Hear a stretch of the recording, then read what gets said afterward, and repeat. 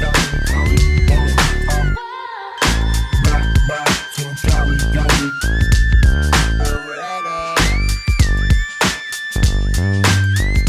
going on, guys? Welcome back to United View. Good morning, good afternoon, good evening, wherever you are in the world. We are back for another match view. We are back for Match View Live. We are back for another pre-season match view, and it's the big one, isn't it? Forget Arsenal, forget Liverpool on the weekend. This is the one people are really looking for. Midweek, Real Betis at 1 o'clock in the morning, 3 a.m. kickoff, 2 hours before kickoff. It's the big one, isn't it? Where's the fireworks when you need it? Come on, come on, come on, it's the big one. Believe. There's going to be more. I think there is. It might be too late, too early for fireworks. There's still more. Yeah. You got to finish with a bang, don't you? Indeed. How is everybody doing?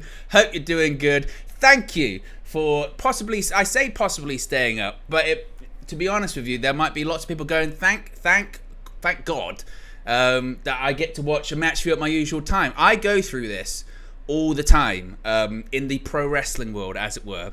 Because, of course, as a UK fan watching an American pastime in professional wrestling, you have to stay up all the time. You have to stay up late all the time. So this isn't really too much of a problem for myself. But you have to stay up late all the time. And then when the roles are reversed, so say there's an event in Europe, or particularly whenever there's an event in Japan, Americans really struggle because that's a real difficult and that's early for them. They always go, this is very difficult. This is very, very difficult. I don't know how people do it. And I feel like this is sort of the footballing equivalent. So obviously fans based here in the UK or fans based across Europe, they're used to having their Manchester United games at a reasonable time, a good time. And then when we get to pre-season, we're like, what? We've got to stay up late. We've got to stay up into the wee hours of the morning. And you get, I think, which is really important actually, you get an appreciation for the overseas fan. You get an appreciation for the international fan, because when the season is rubbish and when you have bad seasons, and my goodness me, we've had some bad seasons over the last several years, haven't we? You get a new level of appreciation of that fan in whatever country they're based in at that time, getting up at 2 a.m, 3 a.m, 4 a.m, 5 a.m to watch Manchester United play out a boring 0-0 or lose 2-0 or 3-0 or anything like that, and then get on with their lives, because that's dedication. So when we talk about having the biggest fan base in the world and the global fan base or whatever, they are just as much fans as people that live right around the corner from Old Trafford, because they put in the dedication, they put in the work, and it's not easy. It's not easy. So big up to everyone that's tuning in. As always, we're live 2 hours before kickoff. Team news will be dropping in about an hour's time. We have got so much to talk about, though. Legitimately, we've got so much to talk about in these couple of hours. We've got to talk about injury updates, really concerning, worrying, but also good, depending on how you look at it. Update on Lenny Yoro. We've got as close to an official reveal of what the injury is and how long he's going to be out for. We'll be chatting about that and how we're cursed, and hopefully that doesn't continue this evening. A little bit of an update on Rasmus Højlund too. Steve McClaren, he's off. He's leaving Manchester United. He's got another job. He's going to become the Jamaica men's national team head coach.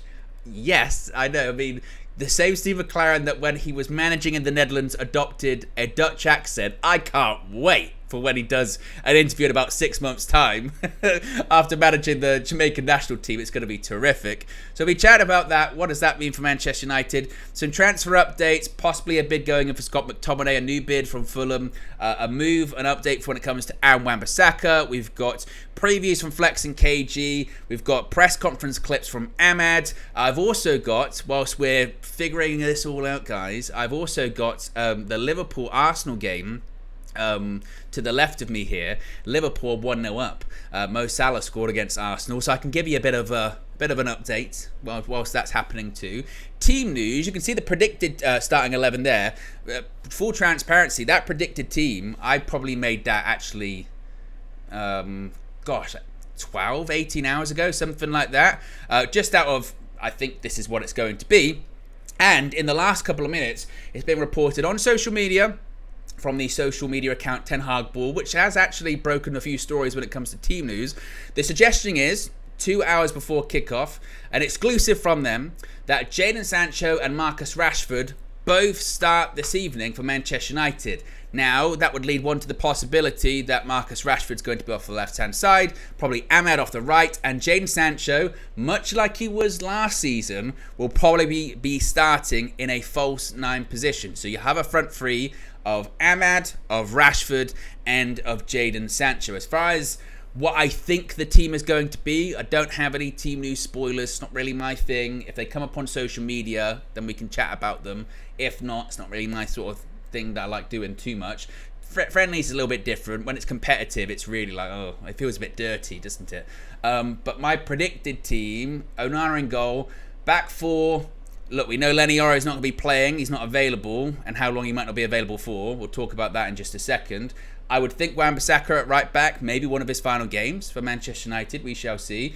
Centre-back pairing, I would think Harry Maguire plays. It's then up to a situation of, is Victor Lindelof fit? He's only just returned to training after being out for a few weeks, missed the first few pre-season games, first 3. So I'm going to suggest maybe that Johnny Evans plays alongside Harry Maguire. I would expect Harry Amass to be at left-back once more. Midfield 2, I think they're going to continue with Casemiro and Toby Collier once again. They might move a Christian Eriksen or someone like that in there, but Erik ten Hag has been impressed. KG hasn't, though, by the way. We'll play that clip in a bit. Mason Mount, I think, will be in the 10. And as I mentioned, that reported front three of Ahmad, Rashford and Sancho. But as I said, team news will come out in about sort of 50 minutes time-ish.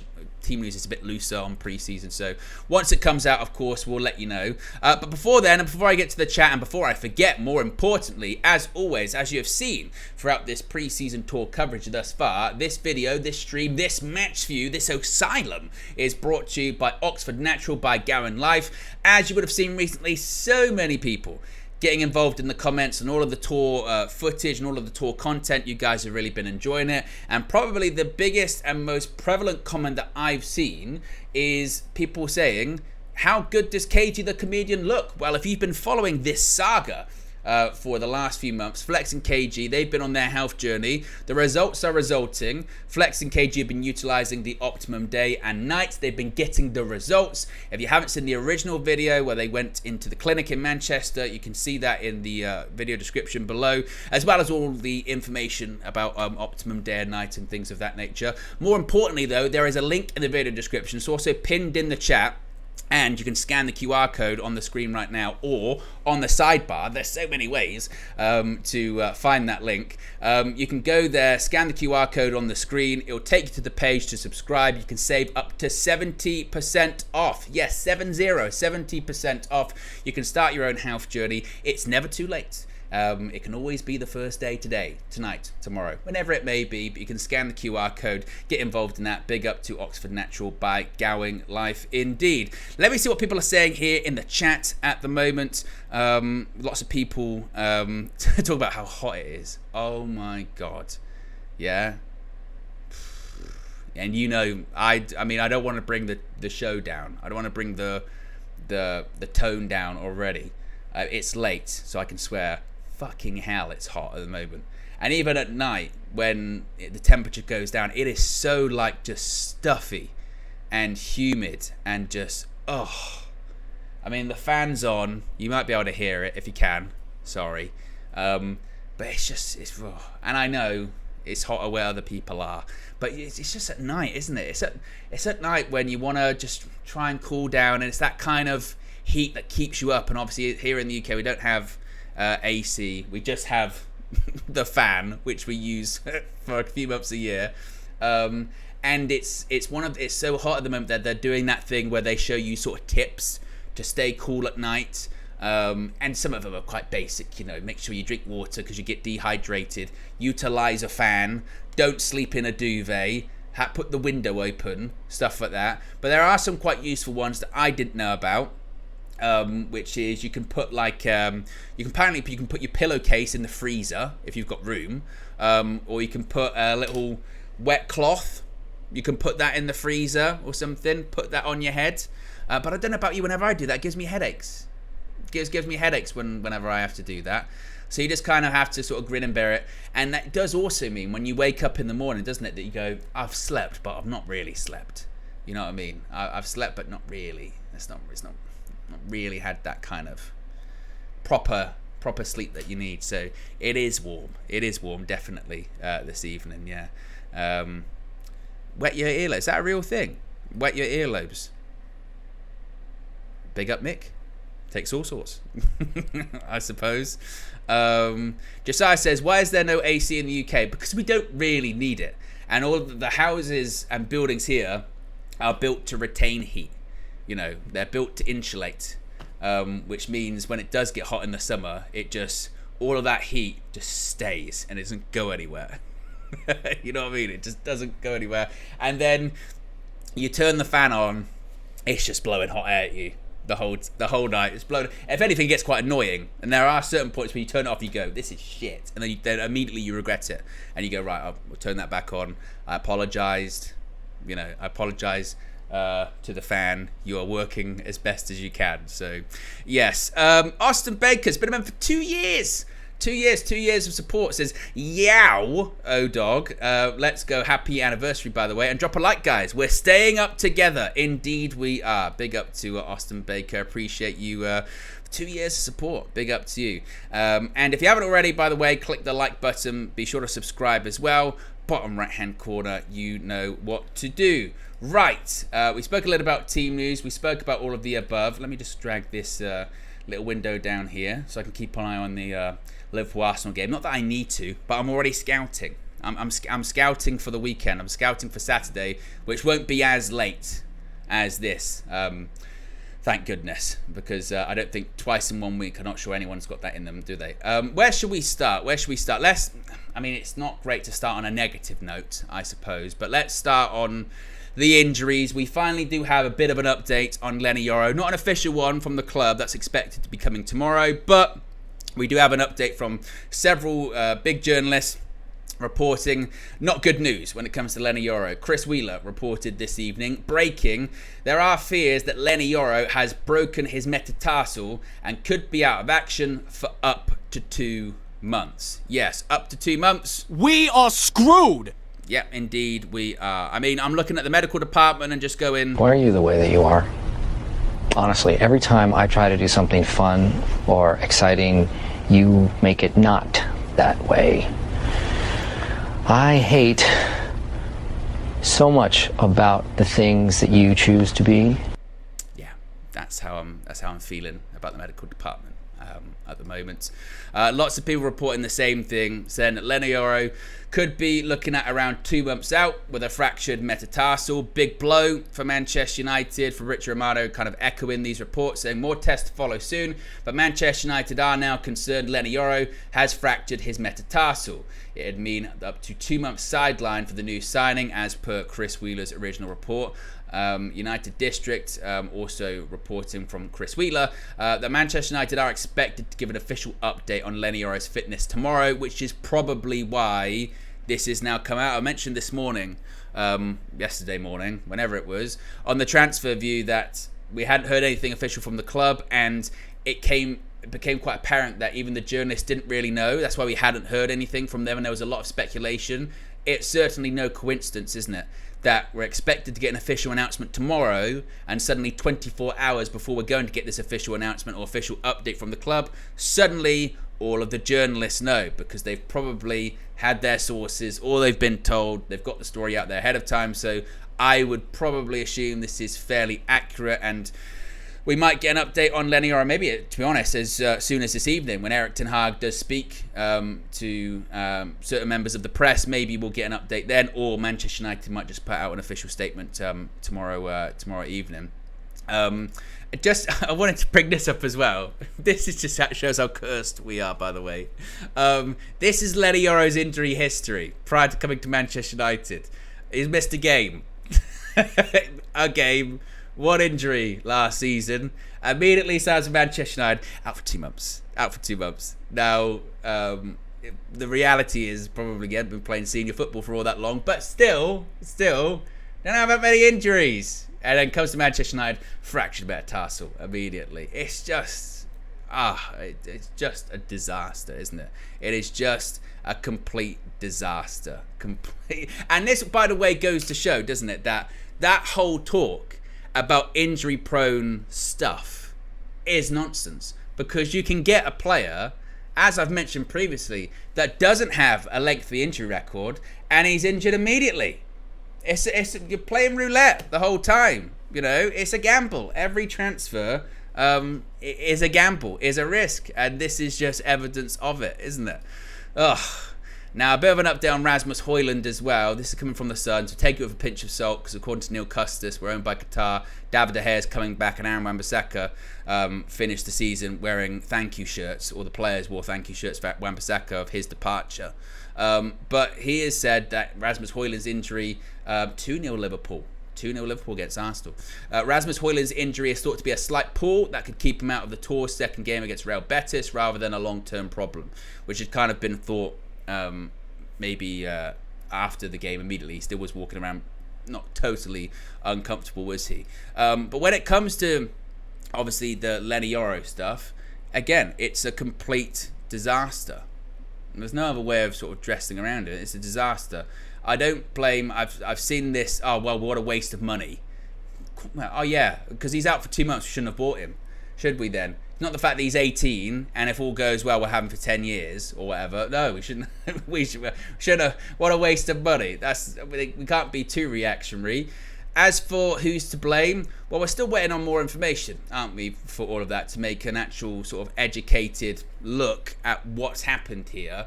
I have seen those rumours that possibly this was something that was kind of flagged up on his medical, that he maybe had a bit of a bad foot at the time. I think a lot of people, as KG would say, have or are doing the bombastic side eye when they're going, well, he wasn't training the day before that Arsenal match. He was training individually or separately, and that was a precaution. And then a day later he plays and he's injured and he's now out for 2 months. People are looking at that going, what happened there? What was going on there? If there was any risk, why were we doing that? Why were we taking that risk? Some people are saying it's because Flex maybe had touched him at some point. Others are saying that KG, it's his fault because he did the song. I mean, who knows? Who knows realistically? I do think there might be something in that of, if he was training individually, why was that risk taken? And because as far as I can recall in the match, maybe you guys might recall this better than I, but I can't remember like a flashpoint where he maybe would have done it. You know, like a contact where he would have done it. I remember obviously in the first minute or first couple of minutes, whenever it was, when he made that error and he actually managed to recover from it. Like he didn't really, I think he misjudged the flight of the ball and looked like they were in, but he recovered from that. But I can't remember if there was like an actual, you know, impact of where that happened. So that would suggest to me that it was something going into the game and then just playing on it made it worse. I'm not sure. It's just whatever way you look at it, as I mentioned, it is a total disaster. Now, if you want to look at it from a positive point of view, there were, you know, others saying that he's going to be out for 6 months or he's going to be out for this or whatever. 2 months, it's not ideal. Oh, up to 2 months, must be stressed, could be less. Up to 2 months. So that's missing what? It's 2 weeks? A bit more, 2.5 weeks to the beginning of the season. So at that point you'd be looking at like 6 weeks out. So you're thinking he'd probably be back end of September-ish, perhaps, which is not ideal. But I think if there was anything going to speed up this Matthijs de Ligt deal, here's your catalyst right here. I mean, I know that it depends on Victor Lindelof, and I know it depends on the outgoing of him, but if I was Manchester United and I wasn't being sort of forceful with Lindelof and saying, we need you to leave, we need you to go, we need to bring another defender in, then I don't know what else you'll be able to do, really. So I think that hopefully this will speed things up. I know that De Ligt didn't travel with Bayern Munich for their pre-season tour to South Korea, I think it is. Mazraoui did. De Ligt didn't because, of course, he was training at the he was at the Euros, so it was a bit of a delay for him. But let's hope, because we desperately need another centre back. We just signed a new centre back, and he's got injured. And when he does come back, because I don't believe that this is we've bought a dud or anything like that. Certainly now's not the time to turn or anything like that. When he does come back, we'll realise once again how good he is, and it's like a new signing, because he is a new signing. So it's really unfortunate in that regard. Again, could have maybe been worse. I suppose the other way of looking at it is it could have been a thing where it's like, he's out till Christmas. I don't know about you, I do have, as we've seen with like Lisandro Martinez's, with his foot injury last season and the season prior, you do just have this concern of right, I just hope the recovery goes well and there is no complications, because we've seen with Martinez, a foot injury that he sustained in April of 2023 effectively kept him out for 9 months, even though he came back in between. It took him till January the following year to be back and actually ready, and then he had the knee injury. So there can be complications with it, and foot injuries are funny ones, because, and I suppose this is maybe how he suffered it in the first place, is I think I'm fine, I think I'm ready to go. Look at Martinez, I think I'm okay, I think I'm good, I'm a bit uncomfortable, but it'll be fine. Then you're playing on it for 20 minutes, you're like, I'm not fine. I'm my foot is not good at all. So we just got to hope that the recovery's fine, the recovery's swift, and also in the meantime we get another centre back, indeed, because we're gonna need it. We really, really are. If you haven't already, click the like button. Be sure to subscribe, bottom right hand corner. Let's talk about Steve McClaren, shall we? Let's talk about Steve McClaren. This is a wild story, isn't it? So if you saw some of the rumours yesterday, there was reports and rumours going around. Arsenal scored 2-1 goals in that game. Kai Havertz with the goal, currently 2-1 at Lincoln Financial Field in Philadelphia, home of WrestleMania 40 earlier on this year. But yes, if you saw the stories yesterday, there were reports going around that Steve Bruce was going to become the Jamaica head coach. And I was messaging Flex. I was like, Brucey's going to be Jamaica head coach, which I was very excited about. And then suddenly today, this one moved so quick. It moved so fast, because I think Simon Peach, it was, what's the guy's actually? Is it Alan Nixon? Is his name? Reluctant Nick, I think it's one of those ones where his Twitter name's, can't find it, but I think it's Alan Nixon, broke the story that Steve McClaren was in the running for the Jamaica job, and everyone went, that's crazy. Simon Peach then tweets out a few hours later, as per McClaren, he's been offered the Jamaica job. And I was like, oh wow, I guess we'll see what happens with that one. Next thing you know, boom, it's been announced by Jamaica themselves. McClaren's off. Here's all of the reports of it, because again, it happened very, very quickly, very, very fast, and it was mad. So the official Jamaican Football Federation account tweeted out saying, "Please help us welcome the new coach of the Jamaica Seniors men's national team, Mr. Stephen McClaren." Not Steve, Stephen McClaren. We do actually have a quote here from Steve McClaren that I've managed to download. It says this: "A Jamaican, you look, man. I'm a Jamaican." That was his first kind of comments, which was quite surprising out of the blue. I mean, he's adopted the accent quicker than when he was in the Netherlands. When he was in the Netherlands, he adopted that accent pretty fast. I mean, another comment he had was Rastafari, which I was also quite surprised about, just to get his kind of statement out there very quickly. We do also have some clips of his first team talk. so sit down and ski where you're there. Yeah, that was one of the first things that he mentioned.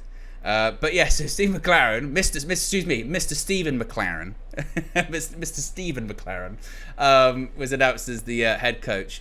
McClaren left, and he said in a statement released by the Jamaican Football Federation, "I had no hesitation in accepting a position that is ideally suited to me at this stage of my career," meaning international football, I guess not as frequent, not as often. As Chris Wheeler mentions here, McClaren was assistant coach to Erik ten Hag last 2 seasons, but switched to senior first-team coach following the appointments of Ruud van Nistelrooy and Reddy Harker this summer. It's quite fascinating too, isn't it? Because now Erik ten Hag's, both of his assistant managers from last season, they're both gone. Mitchell van der Gaag is gone. Steve McClaren is gone. You've got Eric Ramsey, who was part of the coaching staff a couple of years ago. He's now gone. So not only have you got this brand new coaching staff in, but a lot of the people are also gone from it as well. The president of the Jamaica Football Federation, Michael Ricketts, which, by the way, is that the same Michael Ricketts that used to be the striker for Bolton? Was it? Or is that someone else? I think it might be someone else. But the point being is, he says, we're truly elated to announce that the appointment of Mr. McClaren as head coach of the Reggae Boys.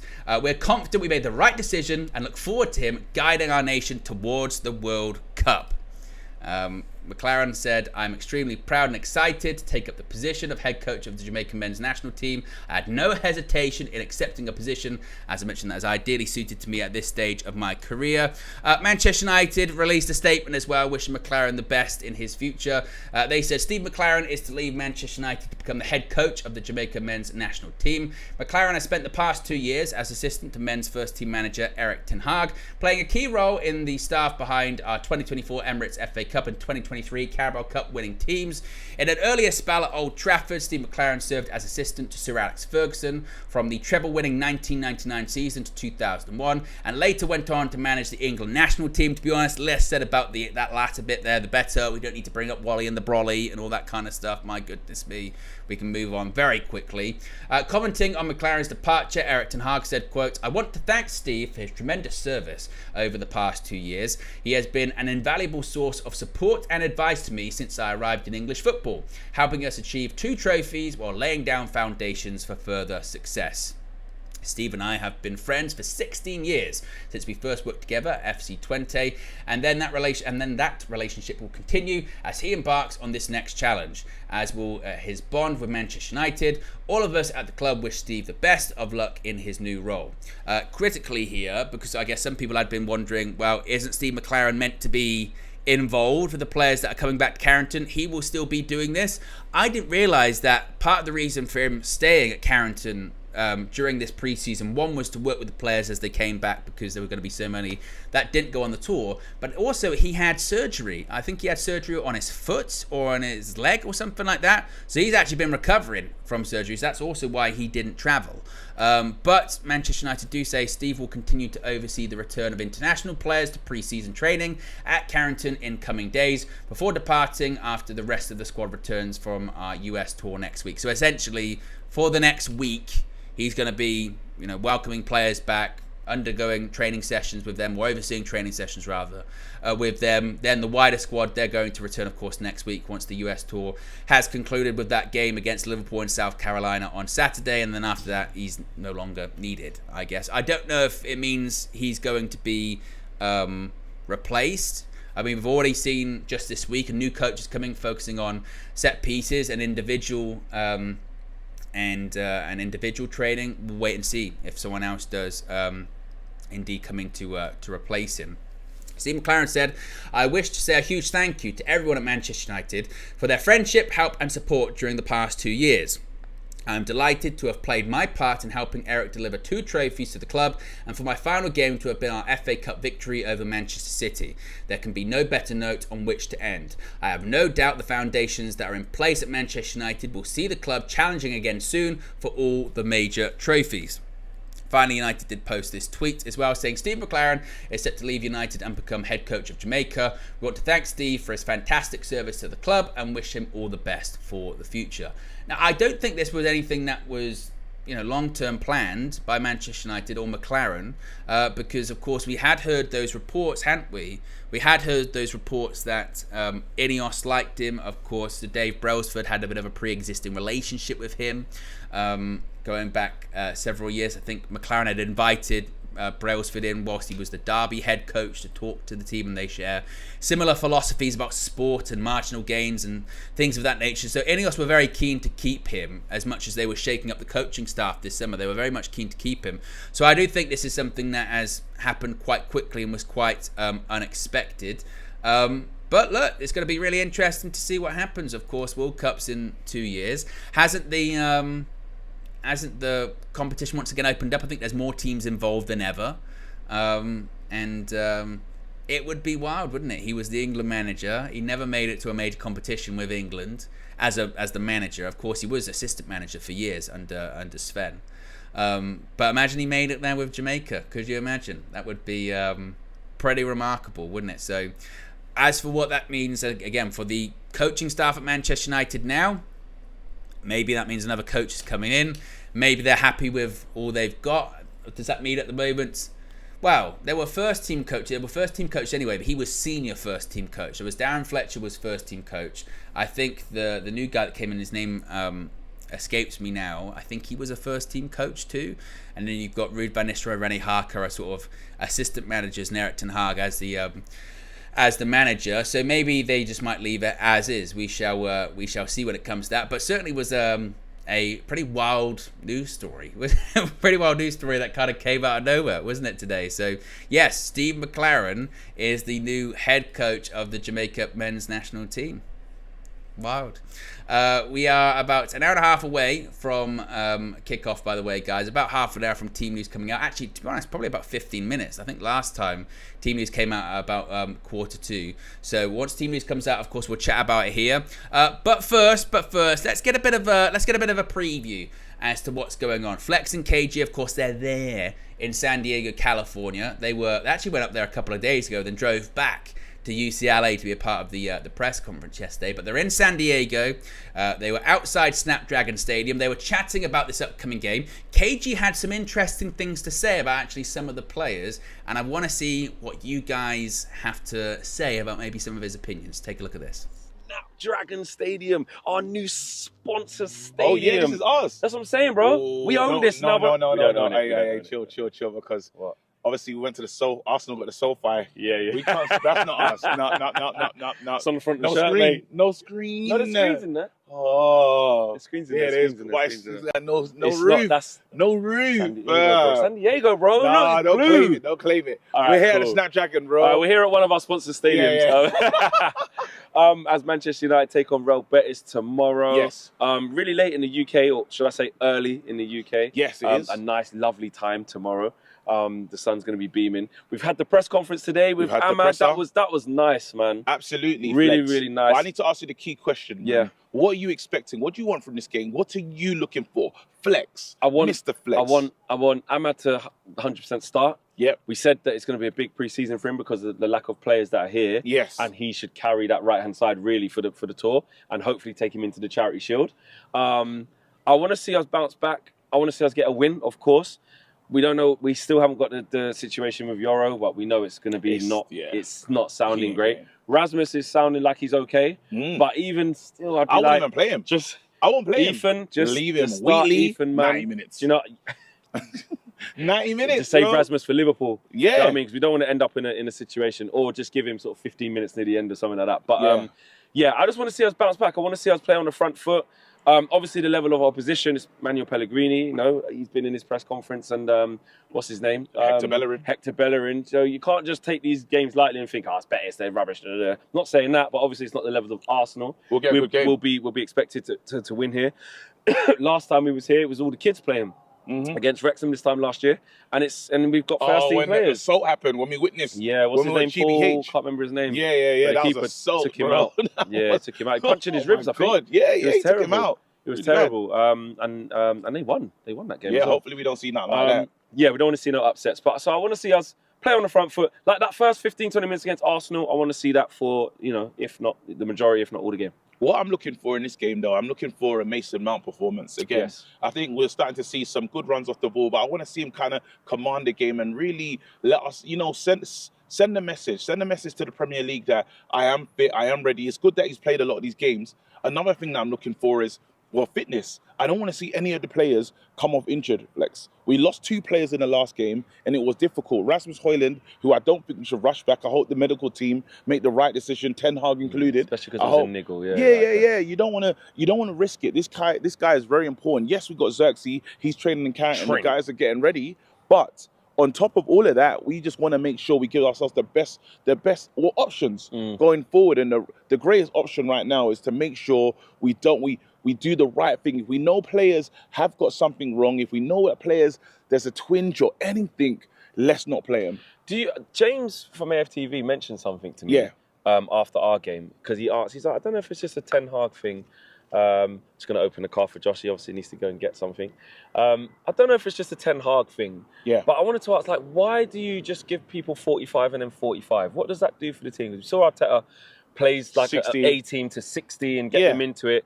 And you know, James into his tactics and stuff. He was basically just like, I don't think that does anyone any good, because it's like 45 minutes, then you're off. The next team comes, you've got no continuity. He was basically saying, who does that help? Do you have a gripe with that? Because you were saying, like, get this guy off, because you want to preserve players, but actually, you need them to get rhythm as well. You need them to get rhythm. I hear where he's coming from, but again, this ain't the real first team. There's a lot of the players are on the out list. The only player that you think should probably get the 60 minutes is the likes of Ahmad, who potentially could play further going down the line. A Rashford further down the line. But he done that in the last tour. As he got late into it, they played longer. They played longer minutes. When he started to say, "Okay, this is the team going forward," especially when we was in that in Australia. Because let's not get it twisted, but this is a quick turnaround. After this, we play Liverpool in a few days' time, and then that's it. It's Charity Shield at Wembley, bro. It's business proper. Do you know what I mean? So we've got an extra week of. If we didn't have the Charity Shield, maybe we would have had another game out here. I don't know. But definitely. Yeah, but we have that game at home. We had that game at home, and we don't have that at Old Trafford. Yeah. Well, again, look, the main thing is fitness, getting the boys ready. A lot of the players are at home. We've seen Kobe that's here on holiday. You know, he's gonna have to get up to speed and be ready. But watching him just run about, it looks like he's still fit. He's still looked after himself. He's played all the way up. He's fine. No, I'm saying even in those little kickabout things, you could tell that he's not one of them players that are gonna put on the food and start moving mad. Bruno's put up some videos. He's been going at it. There you go. So Rasmus did it before he come back. Xerxes doing it now. Absolutely. They're keeping up to speed. These guys are gonna make sure they're gonna be fit. They're gonna be ready to start the season, to start the league. And right now, it's a moment, because Wan-Bissaka's only got a few more games. This is a chance for some people to say bye to Wan-Bissaka, which is really sad. It's really sad. It feels like it is. It's sad. He's going. Yeah. He's going. When we see him, it's like, you can't, in the mix, you can't really be like, yo, bro, good luck. You can't do that one, but you can do the look. You're like, Wams, man, we know you're going, bro. Like, it was a good run. Yeah, I mean, so Wambi's going. We don't know what's happening with Sancho, like if there's going to be any movement for him. Yeah, there's a good clip online, sort of just him and Ten Hag talking to the manager. I mean, you know, player speaks to manager. Wow. It's normal. But again, but because it hasn't been normal. Talk to each other. Yeah, but if they put it behind them, then we can't be surprised that, oh my God, they're talking. It's our first clip we've seen, bro. Come on, man. All I'm saying is our first clip we've seen. All this propaganda. Yes, they spoke. Manager speaks to player. Absolutely. Yes. But it's our first clip we've seen in it. We haven't seen them one-on-one. We've seen them in a group. It's like, if you have beef with one of your friends, and in the group, you're all together. Because we don't see it, doesn't mean it's not happening. I hear it, bro. But I'm saying again, you got beef with your friend, in the group, we can all be amongst each other. Yeah. When everyone goes and it's just us, it's like, what? Yeah. Well, it was like a hidden video as well. It wasn't like a fan took that, while they were signing. But anyway, the main thing is we're yet to see what happens. So I hope he can either put on a performance that he can inspire people in the shop window. Again, a lot of these players are trying to get out. Anthony now, the club is looking for people that want to pick him up. So I'm hoping that he puts in a performance, because let's be honest, since he's been in this thing, he hasn't done anything yet. No. He hasn't done anything. I'm looking for a player to really on this tour, while I've always believed and known what Ahmad was going to do, I've known what Rashi would potentially bring to us, and Mason. Well, I'm looking for Mason. Yeah. I was waiting to see if there was a youngster that was announcing themselves. Well, I haven't seen it yet. I'd have to push back on this. I think I've seen you do it a couple times, and it's like the Toby Collier thing. You're a bit like, nah. And not Ten ready. Hag, I'm not saying he's ready, but Ten Hag has spoken about him, and we've seen in the media that they like him, and a lot of fans are talking about. He could be the next one to get some minutes and be in the squad. Harry Amas as well. I tagged you in something. Yeah. Because I thought even again against Arsenal, you was like, he didn't really. He was playing well in the first half, bro. I feel you're missing it. I'll be honest. Let us know in the comments. Do you guys think until I KG's see missing it it, with, like, with totally. Collier in terms of looking okay on, because he said he He's hasn't decent. seen. No, because you decent, said I but haven't seen any kids I need like to do see anything something. at all. No, and that's true. I'll be honest. I need to see You wanna see something. more? I need to see I think something. we've seen a little bit there. You're being a bit harsh, man. Not enough to say you can play instead Not of a everyone's gonna be a McTominay. Cobby, bro. No, I'm not saying, bro. I'm saying Cobby. Collier's done better on the ball than McTominay has, even in their Arsenal game. Hey, chill. He has. He's got to do more, bro. To be Put it in the comments. He's Is got to do more KG? to talk about. Is KG? He has to do more to be mentioned Guys, with McTominay, bro. I just want to ask the people. That's moving Let us mad. know in the comments. Is You're KG? moving mad. He said I'm moving mad. Yeah. Am I moving mad by saying he should be bigging up Collier a little bit more? I Because like we've him. seen a No, little I bit like on him. tour. I'm saying, is he played willing, well against Arsenal? Bro, hear But you what said I'm saying. he didn't. Is he willing to get the shirt, bro, or willing to almost get the McTominay shirt? All right. No. I think KG's moving mad. I agree with what Flex is saying now. I think that the suggesting that Collier's not doing, well or anything like that. I'm like, come on. Always saying that maybe that Collier hasn't done as much as McTominay on the ball or something. Come on. I think that it's not, and we do this with every young player, don't we? We perceive that praise is like saying they're the best player in the world. And to Flex's point, they're not all going to be Cobby Mainoo, are they? They're not going to be Cobby Mainoo where they play him like, oh, this is guy's first team player. It's like basically a brand new signing. I was thinking about that earlier on when we're talking about signings and what have you. If we were looking for a Cobby Mainoo-esque player, we'd be talking a lot of money in this transfer market at the moment. We got him for free, came through the academy.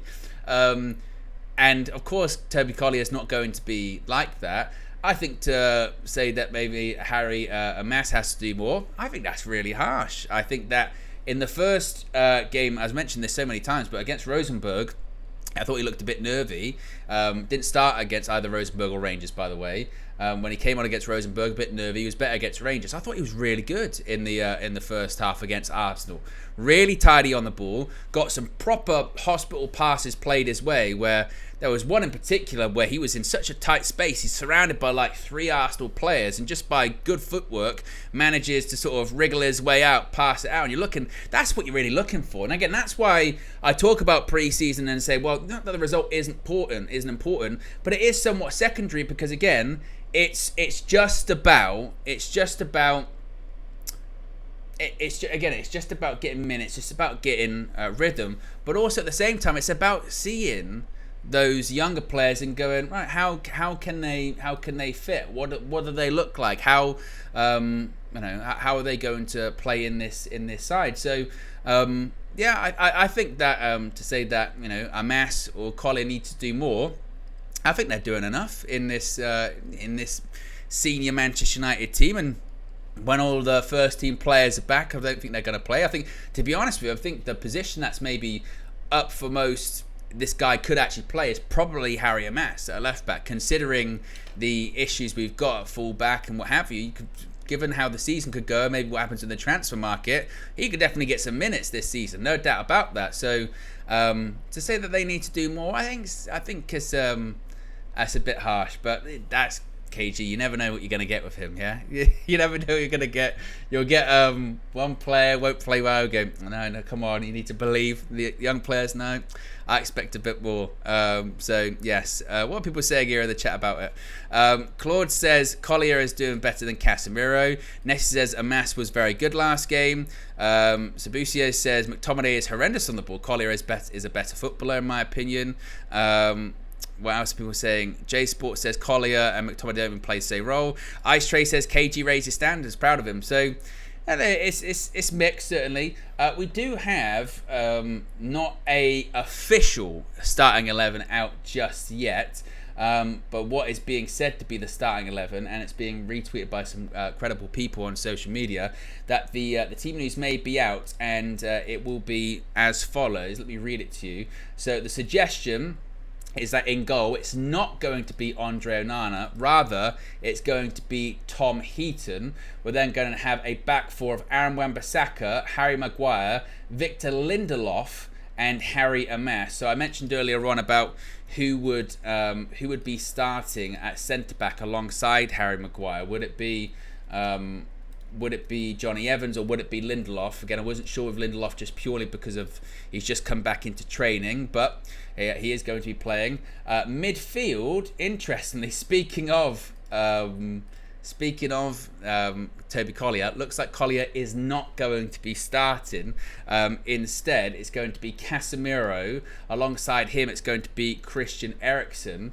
And seemingly in the 10, it's not going to be Mason Mount. Seemingly in the 10, it's going to be Scott McTominay starting there. And then that front three is, as was reported previously, which is Ahmad, Rashford and Jadon Sancho, possibly in the false 9. Again, we'll wait to get that officially confirmed, but looks like at the moment, according to the reports on social media, the team will be Heaton in goal, Wan-Bissaka at right back, Maguire and Lindelof, yes, in 2024, in this pre-season, Harry Maguire, Victor Lindelof are playing the back four together.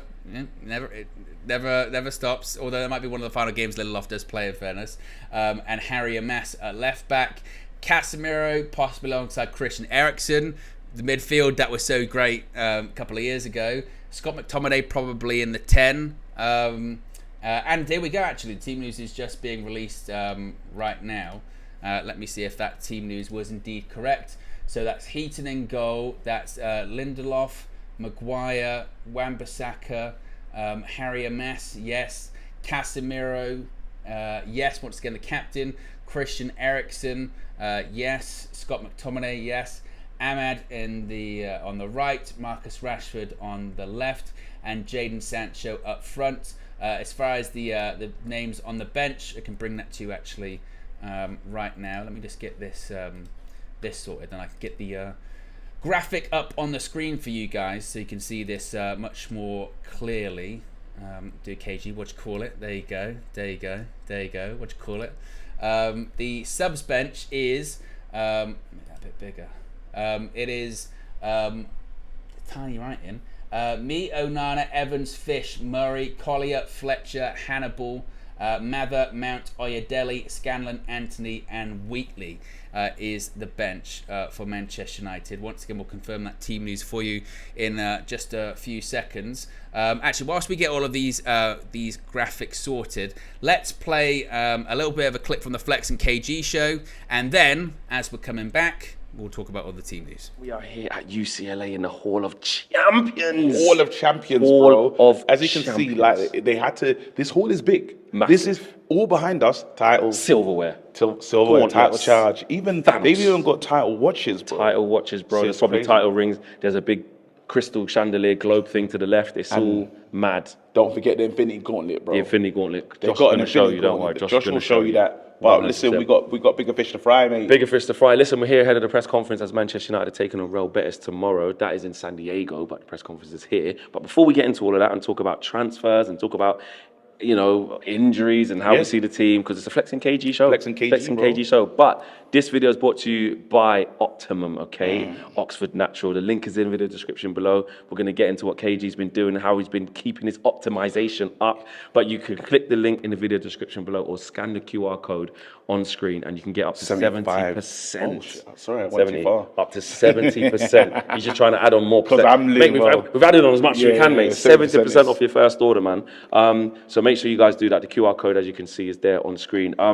Listen, I have to say, You've been with me. I know, yes, exactly. I've been with you. Yep. But your dedication and like the weight's flying off of you. Yep. Your life. What I've noticed is your lifestyle has changed. Like, Yeah, of course, yeah, you're yeah. on Optimum. You're feeling good, etc., etc.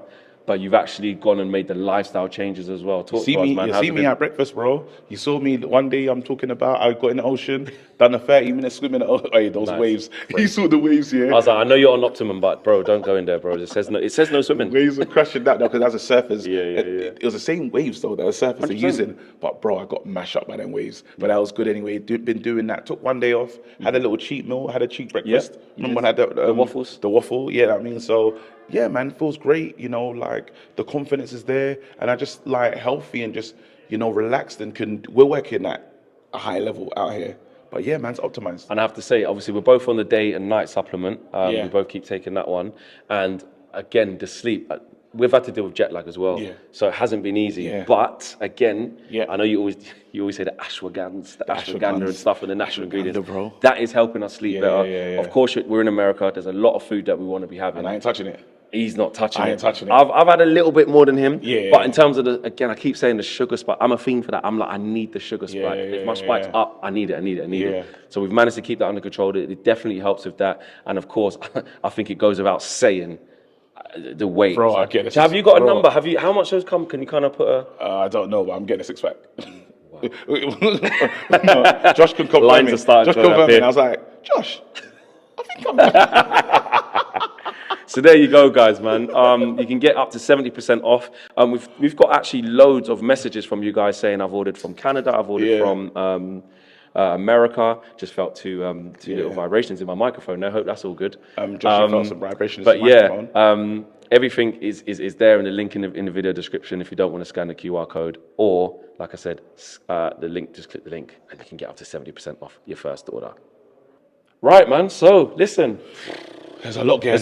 There's a lot going on. We haven't had a chance to have an actual flexing flexing. KG. Flexing because KG, we're bro. on tour. We're doing like videos with Cobby, or Things are we're moving doing this, fast. we're doing that. It's so quick. Now is Yeah. the time to really dissect transfers. You know who we We got to talk. need. We got to be. We talk, got a man. pod, bro. This is what we Yeah, do. we got a Again. So do you know what was really funny? Like, because we have to quickly talk about the Cobby thing. Yeah. The clip went viral. Big up. Yeah, it was done now. everywhere. Let's go. Yeah, crazy. Clip went viral. crazy. Did our job. Big up Josh as well. Big up, of course. And big up the Visual guys Gear, at Venice Ninja, Beach all that FC stuff. as well. They're crazy. Absolutely. But then seeing Cobby up close, bro. This is the thing that I got. That player is. He's not a six. He's not. Remember I was like, see? No. We gotta get him up there. Not a six at all. The skill and what he's able to do is he makes great decisions because he's been holding back all this time. You've got a player that literally can do how Brazilians play, pretty much all the skills, all the tricks, and all that other stuff. But he's choosing what is more effective. How can I effectively do it? When you compare him to Anthony, who wants to show us, I can do this, I can do that. This guy's like, I'm not going to waste my time. But if need be, I will. And that's probably why he's so relaxed. And the things he's doing is a walk in the park for him. But then next season, we must build this team around that player. What I saw is, I mean, look, the rival fans and a lot of other people were saying, oh, he's done that against a bunch of Doesn't matter, 10-year-olds it's and not stuff about like that. It was less about, obviously, of course. I had to come back.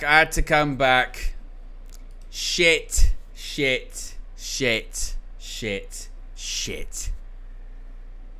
Ah.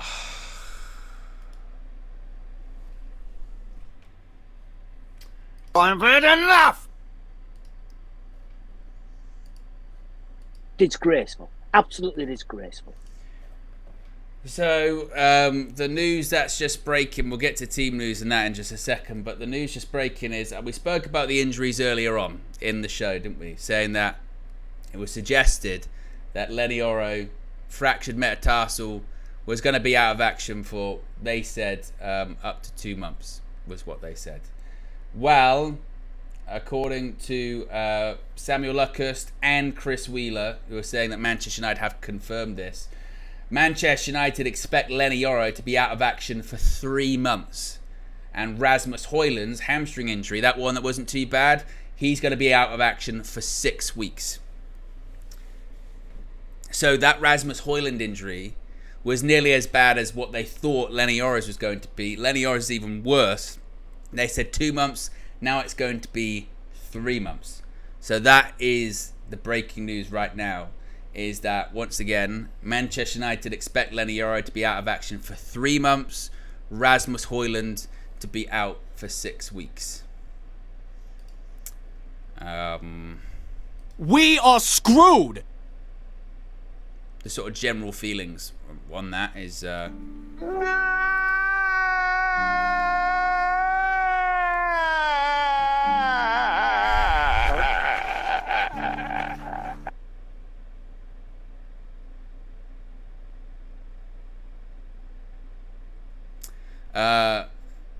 Manchester United, Laurie Whitwell say Manchester United confirmed Lenny Oro foot injury will keep him out of action for around 3 months.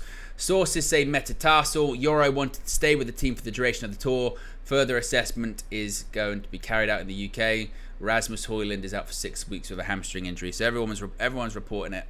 Everyone's reporting it now. That's as good as all, I guess, those injuries really being confirmed, is that Lenny Oro is out for 3 months, and Rasmus Højlund is out for 6 weeks with a hamstring injury. So that means 3 months. I mean, it's August now, so that's August, September, October. Back at some point in October. Rasmus Højlund out for 6 weeks. That's probably what? That's August, mid-September. Then you have to factor in international break, so probably the end of the month, probably end of September, around something like that. We're cursed. We're cursed. I mean,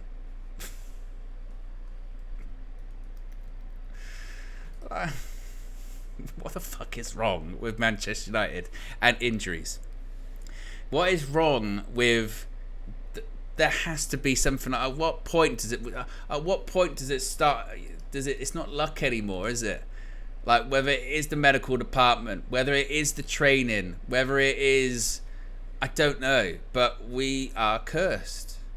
And that review, that audit that they did into those injuries, whatever, clearly didn't work, did it? Because one guy's got a bad hamstring, he's out for 6 weeks.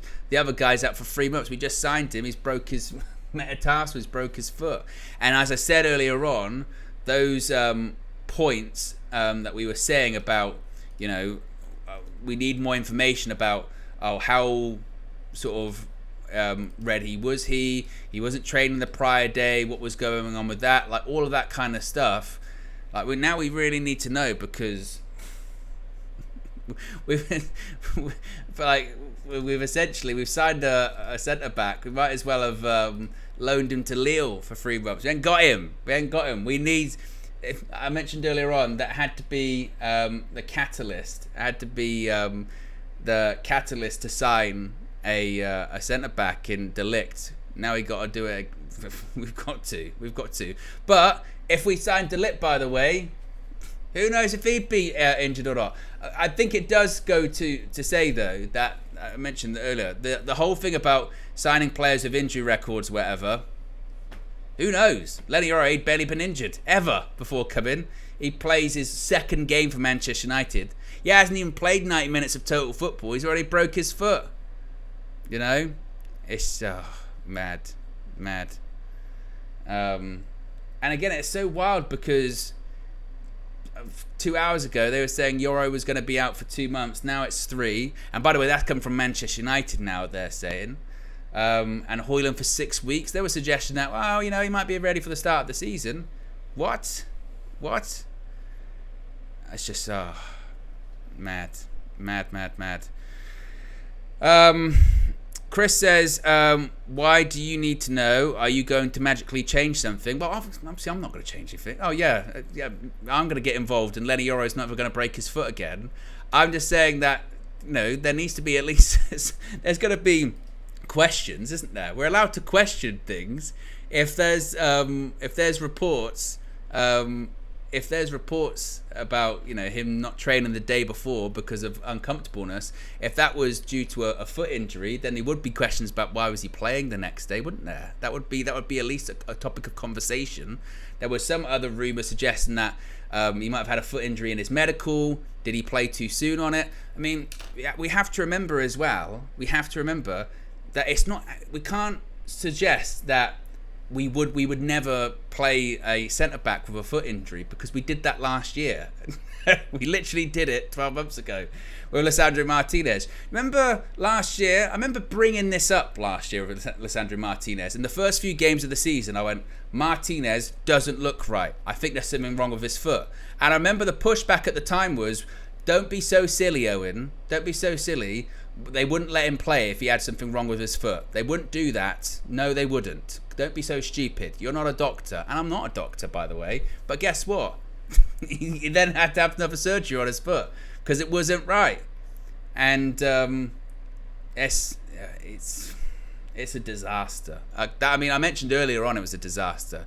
It is a complete and total disaster for him and for Højlund. And to be honest, when it comes to Højlund, look, there'll be questions that are brought up. He's had a couple of big injuries over the last year or so. And my goodness me, that's why we needed that other striker. And we've just got to hope that Xerxes. One, if he's got any kind of knock, wrap him in cotton wool. Don't play him. And two, let's just hope he doesn't get injured either. It's just mad. Chris says the question is, how did he pass a medical? If that's the case, you can pass a medical with an injury. That's again one of the biggest fallacies with that. People think because on FIFA or on Football Manager they say you've got an injury, that means you fail a medical. A lot of the time you'll fail a medical if there's an injury they don't know about or they're not happy to proceed with. For instance, tonight, Real Betis will probably play for Kia. Of course, he was going to sign for Liverpool famously, but they discovered he had potential for a knee injury or whatever, and it didn't go through. If both clubs are all selling and buying club are aware of it, then they can still pass the medical. They can just go, oh, we've seen this. Yeah, this is the situation. That doesn't mean you fail a medical or anything like that. So again, if they knew about it and he was training separately and then he still played, that's a concern. That's a massive, massive, massive concern. Yeah, but yeah, if you are just joining us, that is the breaking news. Is that the prognosis, or the thought to be prognosis on both players' injuries, on Lenny Yoro's injuries and Rasmus Højlund's, is actually worse than we thought. Which is initially, a few hours ago, it suggested that Yoro would be out for up to 2 months. Now the suggestion is up to 3 months. Rasmus Højlund saying he could be out for 6 weeks. So yeah, very, very, very disappointing, very alarming, and that I suppose actually does go into the team news this evening, because as I mentioned, it is 2024. It is August 1st, by the way, 2024. And that is your centre-back pairing. It is Harry Maguire and Victor Lindelof on a pre-season tour. They're starting a game. My goodness me, do we need to sign Matthijs de Ligt and then hope that when Lisandro Martinez comes back, nothing happens to him. Nothing at all happens to him. But that is a team that's been playing Real Betis this evening. In goal, Tom Heaton, Andre Onana's on the bench. Back four, Wan-Bissaka, maybe could be his final game for Manchester United. Harry Maguire and Victor Lindelof are the two centre-backs. Harry Amas is the left-back. Midfield is Casemiro and Christian Eriksen. Scott McTominay is playing in the 10 this evening. A front three of Ahmad, Rashford and Jadon Sancho playing as possibly a false 9. By the way, bar Harry Amas, that is 3/4 of the Ole Gunnar Solskjaer back four, isn't it? Maybe not in his final season, but Maguire, Lindelof, Wan-Bissaka, all we need is Luke Shaw in there, and that's the Ole back four, back once again. So yeah, I mean, in terms of the players on the bench, as I mentioned, there's obviously senior players available on the bench. The likes of Onana's on the bench, Evans, we've got Collier, Hannibal, Mason Mount, Oyedele, Scanlon, Anthony Wheatley, and some others on there too. But yes, that is what really put a downer on things, hasn't it, for Manchester United. And once again, it's August, and we're talking about injuries. We're talking about actually Eric Ten Hag's just talking to MUTV, excuse me, but see what he's saying. Just being asked about playing in San Diego, and just interested if he's going to be asked about Yoro and Højlund or whatever.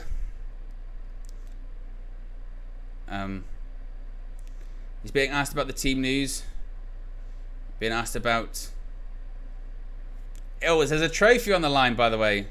There's a Snapdragon Cup. He's just talking about competing in the cup. If you haven't already clicked the like button, as I know, and there's not a lot to like when it comes to that news about Yoro and Højlund being out of action for that amount of time. But it's going to be really interesting, actually, to see how Ineos do react to that. How Ineos react to that. Do they react to that with panic? Do they react to that with, well, we're going to be doing this business anyway, so we're going to be bringing in de Ligt? it'll be interesting to see indeed how they do react to that. But Lenny Ore out for 3 months, that is such a disaster, such a nightmare. What for him, first and foremost, really disappointed for him. He must be so frustrated and so annoyed. He's this 18-year-old kid, bit of a tug of war of where he was going to go. At one point thinking he's going to go to Real Madrid, goes to Manchester United, doesn't even play 90 minutes of football, plays 45 minutes against Rangers, plays, 15, 20 minutes against Arsenal, and now he's not going to play again possibly for 3 months, which again is a disaster that they haven't asked him about any of the injuries as far as I can see right there. So that is really disappointing. And when it comes to Rasmus Højlund, again, that's why you get a second striker. That's why you get Joshua Zirkzee. And I think also you'd be disappointed for Rasmus. I mean, he just scored. I mean, it's kind of in keeping with Manchester United's luck, and I suppose it depends how you view the luck of things if they happen so frequently, but it was almost typical of United that for that opening 20 minutes, because I think this has kind of been a bit lost, hasn't it? Because obviously after 90 we lost the game against Arsenal and what have you, but for 20 minutes we actually played all right. We played some good stuff. Højlund scored his goal, could have scored another, Ahmed could have scored, and we were playing not bad. We're like, actually, look at this, we're playing some good stuff here, we look pretty dangerous, creating some chances. This player looks good, that player looks good, this player looks comfortable, that player looks comfortable. And then suddenly it felt like, when we played that game against Sevilla at Old Trafford, when Martinez and Varane both got injured really, really quickly, and we were just like, we're shell-shocked. Like what happened? That's what it was like against Arsenal at the weekend, wasn't it? Where it was like, wait a minute, Højlund and Jora, they're both off, they're both injured. This is in the space of like 20, 30 minutes, and you're like looking around going, what happened? What happened? Why are the excuse me? Then Arsenal scored an offside goal, and it's going, what's happening here at the moment? Yeah, it's mad. It's mad. Bonus says, Owen, he wasn't carrying an injury. They were cautious and took extra care, and he still got injured. Well, we don't. This is why, and this answers my point. The question someone asked me earlier on, saying, why do you need to know that information about whether he was carrying an OC or he wasn't carrying an OC, or whether there was something flagged on his medical or what have you? For that very reason right there, is because you've got some people saying, no, he wasn't carrying an injury. They were being careful with him and he got hurt. There are some that are saying he was carrying an injury. That's why he didn't train the previous day. Precaution. I'm not sure why you would be cautious about someone that doesn't have an injury, by the way, as well. That's also something to point out. Why would you be cautious of someone? Why would you have someone train as a precaution if they didn't have a slight knock? I've never heard of that in my life. I've never heard of, I'm completely fine, I don't have an injury, I'm not fatigued, I'm going to train separately from the rest of the squad as a precaution. Precaution for what? You just wouldn't do that. So if you're training separately and the word is said is precaution, then that would maybe suggest that you're what's it a precaution from? What is the precautionary thing here? But then again, that's why we would hopefully find out whether it was just a freak thing, whether it was just he was completely fine and he was running and then something went in his foot. If he had something coming into match, we don't know. The Højlund one, that one does look like that is something that has just happened on the pitch, where, because that was right after that chance where Wan-Bissaka put the ball in the box and he went with the wrong foot. That one looks like a situation where it's literally just like he probably his technique was a bit wrong. He gets back up, he goes, I think I've twinged my hamstring here. That's what that one felt like. So that one does looks to be a bit just a freak thing. But the Euro one, it's confusing. That it is confusing, because again, if the Euro one was a tackle in the game, just collision with someone, he broke his foot, you'd go, that is sod's luck. What are you going to do about that? But again, I can't recall, and again, this is why it'd be good to know the information on this. I can't recall there being a big coming together between him and a player. The only thing I can recall, as I mentioned, is when he made that mistake, but he recovered. There was maybe a bit of physicality after that. I don't know if that'd be enough to fracture your metatarsal or what have you.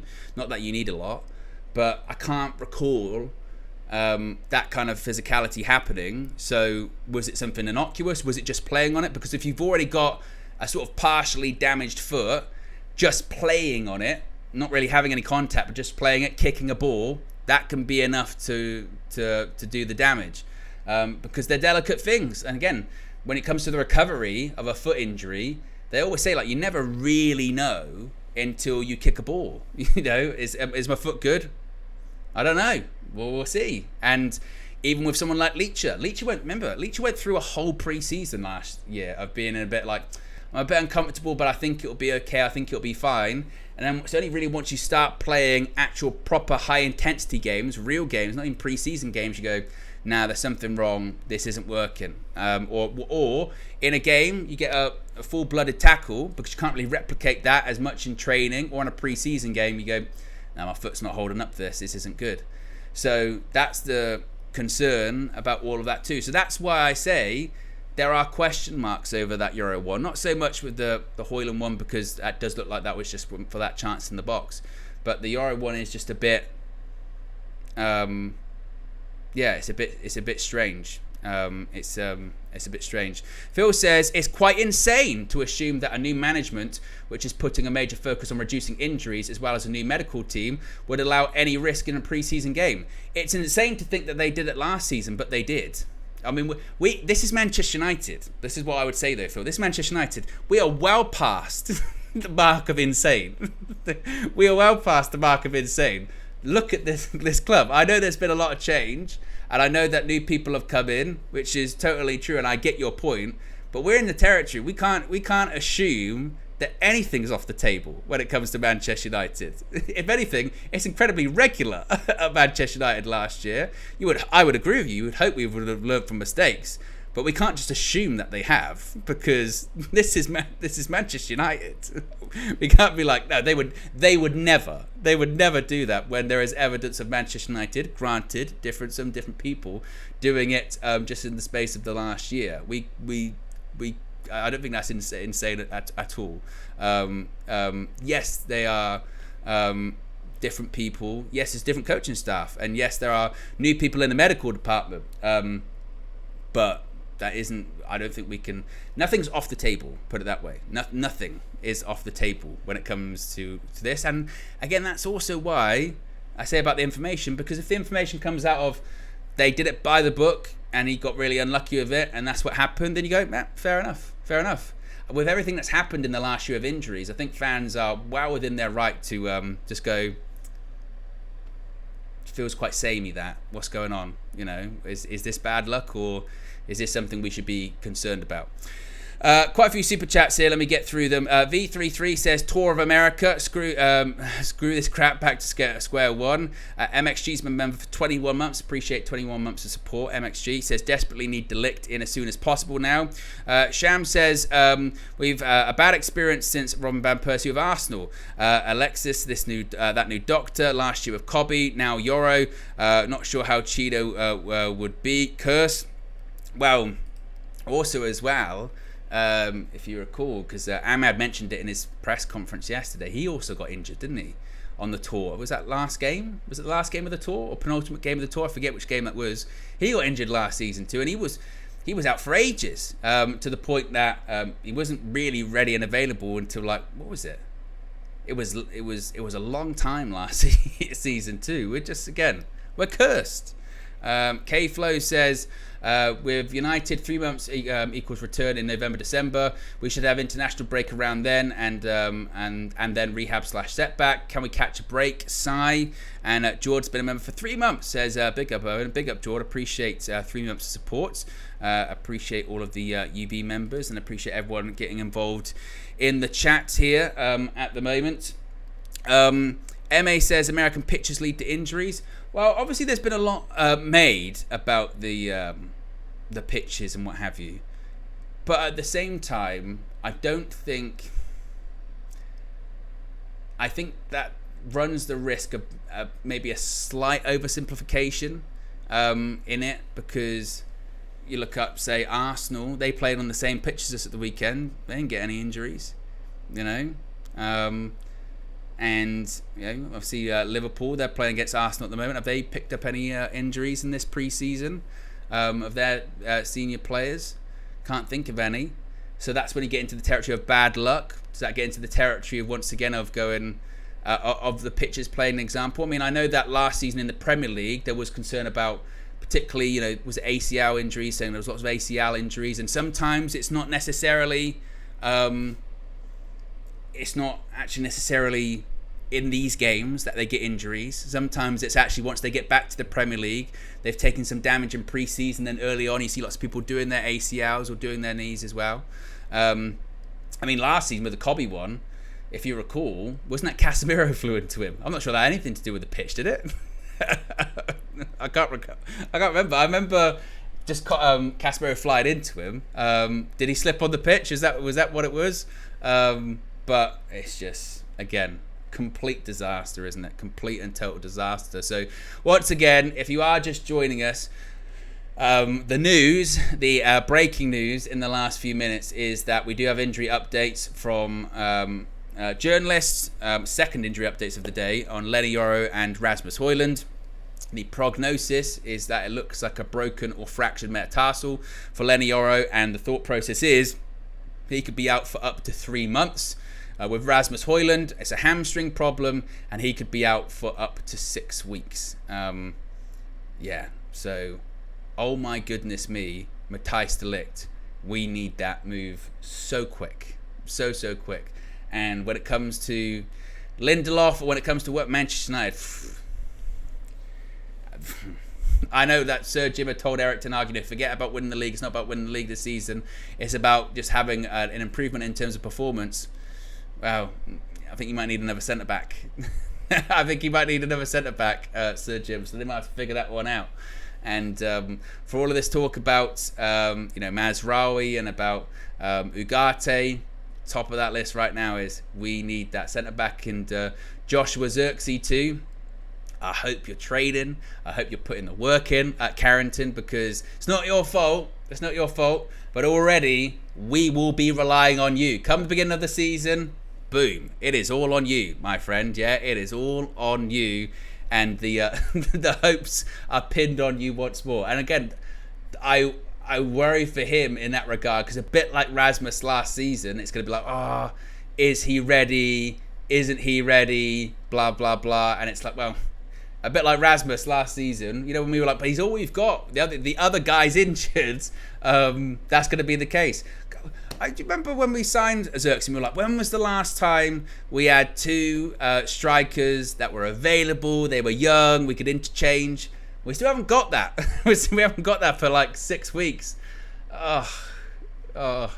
Just when you have a little bit of optimism about Manchester United, pulls it away, doesn't it? Oh my goodness me. Nightmare. And when it comes to the team news, once again, if you are just joining us, the Manchester United team news is as follows on the screen right there. Tom Heaton starts in goal this evening. Andre Onana's on the bench. Back four around Wan-Bissaka, Harry Maguire and Victor Lindelof as the two centre-backs. Harry Amas is at left-back once again. Casemiro not partnered by Collier this evening, rather Christian Eriksen. McTominay's in the 10. Ahmad on the right, Rashford on the left, Sancho up front in the false 9. I did see that Manchester United, MUTV rather, have had some different positions on this. I think they had Eriksen in the 10, and they might have even had Rashford up front. So we'll see, because it could be different. It could be different positions. So we'll have to wait till the game kicks off and see indeed what will happen with that. As far as transfers, I was going to talk about... It feels kind of redundant to talk about any other topic, isn't it, after those injuries? Because it's just, again, such a nightmare. I came into this game with so much energy, and now I'm like, but let's talk a little bit about outgoings, because maybe this might be a bit positive. Maybe this will brighten your evening. Scott McTominay, according to TalkSport, according to Alex Crook, Fulham are ready to submit a £30 million bid for Scott McTominay. When I saw that, I said, Spectacular. Give me 14 of them right now. 14, yeah. Give me 14 right now. Spectacular is what I said. Play it again. Spectacular. Give me 14 of them right now. Yeah, really. If that is true, which I would say take it with a pinch of salt, but if that is true, yes. Where's can I get a Daniel Bryan yes in that one? Daniel Bryan yes. Yes.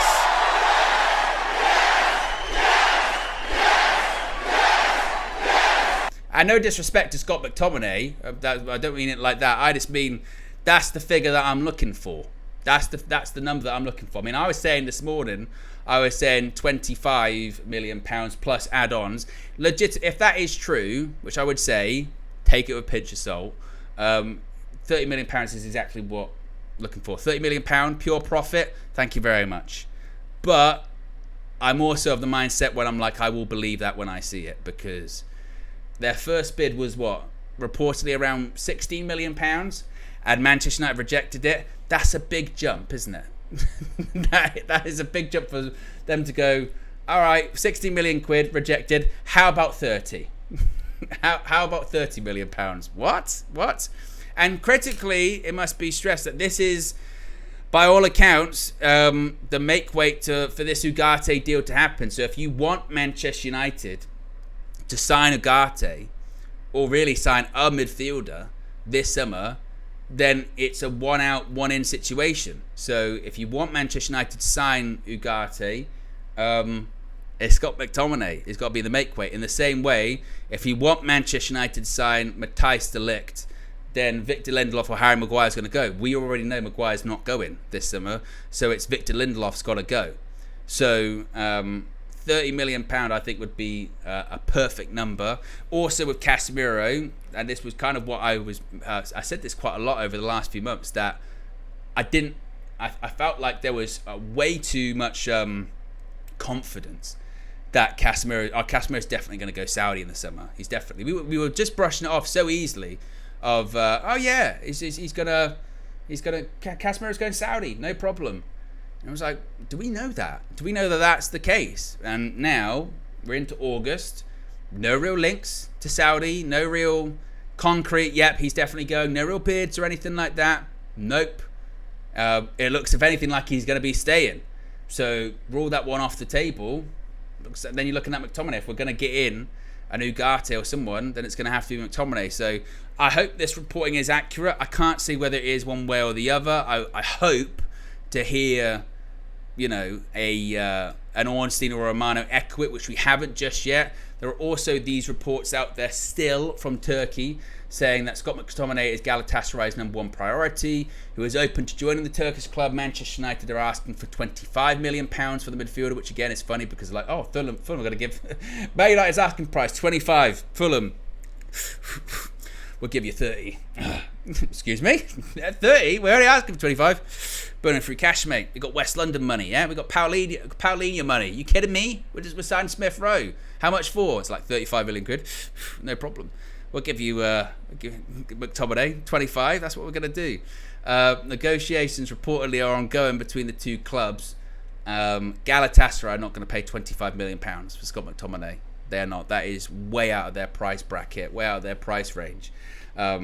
And that's why I look at that Fulham one and just go, I don't know how much I believe that they're prepared to put £30 million down straight away. So I hope that is accurate. These reports in Turkey seemingly won't go anywhere, and stop being brought up rather. So there might be something to them, perhaps. But we shall see. We shall see indeed. But I think that McTominay, again, it's just, we just need centre back. I can't even think that far ahead. We may not need to do multiple deals at the same time. We'll see how I try to do. But after that injury news, it's like, just when you think you're having a good summer, suddenly it turns to shit. V33 with a super chat, appreciate the contribution, says, get your dad to buy a City and Aston jersey, jinx them. I'm not sure he ever could. I tell you what, actually, I can tell you what, this is a genuinely true story. I am not lying to you. This is genuinely the truth. If my father was here, he would tell you this story. So my dad and I'm a Manchester United fan because of my dad. It was one of those ones where it's like, I was born and it's like, your name is Owen and you're a Manchester United fan. I mean, that wasn't even up for debate. You can't pick your name and you can't pick your club. You're a Manchester United fan. He's a Man United fan. And there's Mancunian blood on his side of the family. His mum and dad, my grandparents, weren't really, it's certainly my nan, weren't really into football. One of those ones that, like, if there's a football on, she makes my granddad go watch it upstairs. One of those ones. I'm watching my TV, you've got to go watch it upstairs, kind of thing. So my dad, for one of his birthdays, he's like, can you decorate my room? Can you decorate my room in Manchester United colours? Can you give me Manchester United wallpaper, Manchester United lamp and all that kind of stuff as a kid? And goes, yeah, I will. I'll do that. I'll do that. Manchester, you support? Yeah. Manchester, cool. Right. Critically on the Manchester name there. I think he was staying at maybe his friend's house or something like that, or he's at school or something. He comes back home, goes into his bedroom, and it's not shades of red that he was greeted by. I shit you not. So this would have been in the 1970s. He goes into his room, and it's sky blue. She had just heard Manchester, and she had painted his room the wrong colour. I am not exaggerating. I am not joking. That is a true story. And my father was like, I am not sleeping in that fucking room. I am not going in that room. That goes to show how little my nan knows about football and how much my dad supports Manchester United, which he was like, I am not stepping in that room until everything is removed. Everything is removed from that room. And that is a 100% genuine story. Genuine story. And actually, to tell you how little my nan knows about football, when I was younger, I was a kid. I was a kid at the time. Played in goal, and she goes, "Owen, how's football going?" And I go, "Yes, going all right. Played at the weekend, blah blah blah." She went, "Yeah." She went, "Well, you're not really a footballer, though, are you?" And I went, "What do you mean?" She went, "Playing goal. You're not really a footballer." Straight face. I was a kid. I went, "Oh, I guess I'm not. I guess I'm not a footballer, Nan." I think my dad was in the room at the time, and he's looking at her going, he's like, "Hey."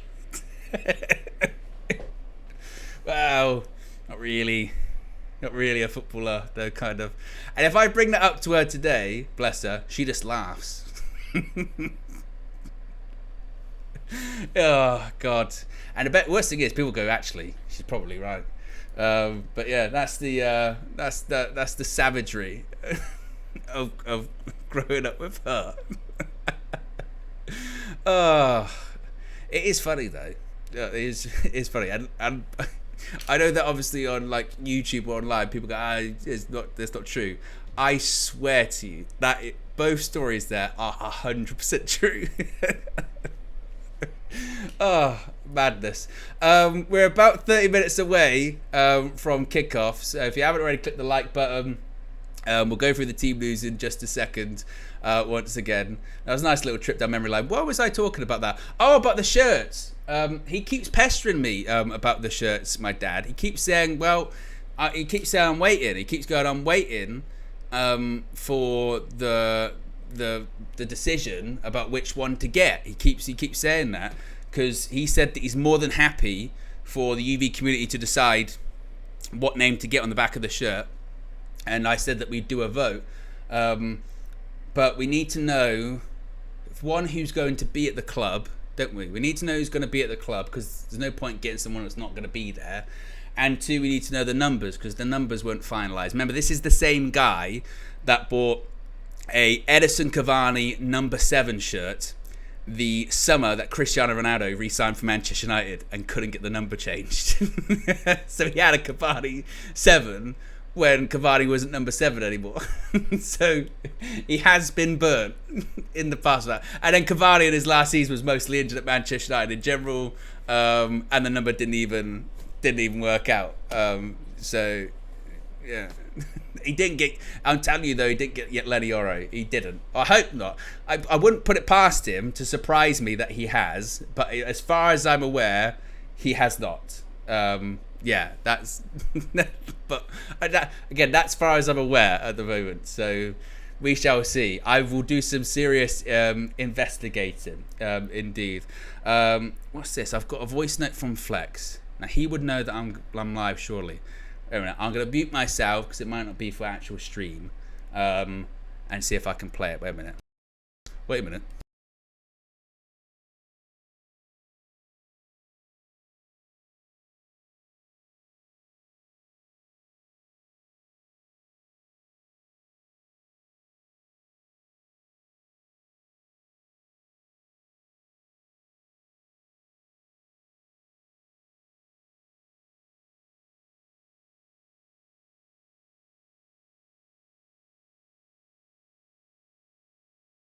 Well, I think that's safe for play.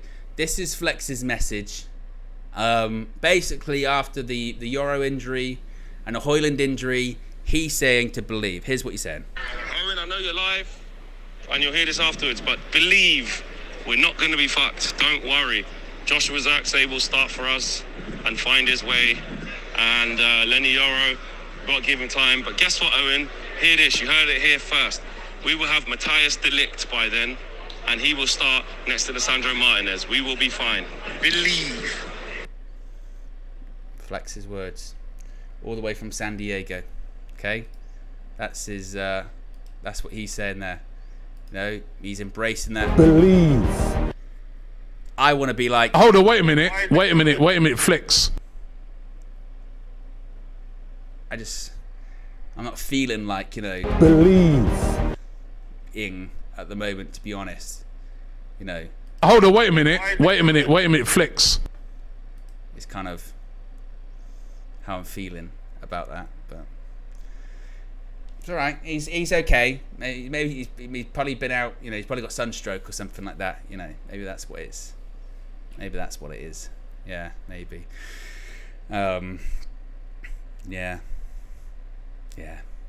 What else do we have to talk about? Oh, Wan-Bissaka. Now this legitimately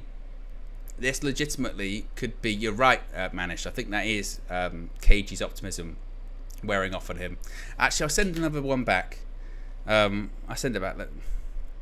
You can be witness. Wow, Mr. Jurgen Fleck. I played your voice note on the stream live. Had Robbie, you know, wait a minute, Flex. I'm not really feeling that optimism right now. I've taken the Euro news pretty hard. I'm not gonna lie. 3 months. Rasmus out for 6 weeks. I agree with you. I think we will sign Matthias de Ligt, but we are cursed. I am ordering a thorough investigation because I'm pretty sure you've made contact with Lenny Yoro over the last 7 days, so I want to have a look at that.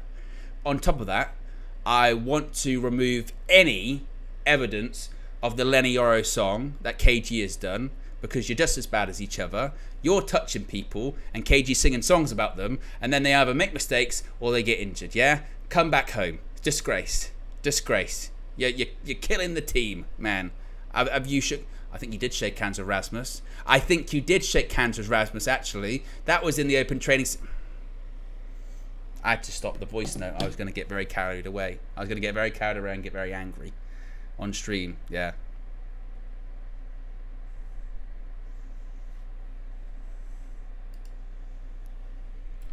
I've heard enough!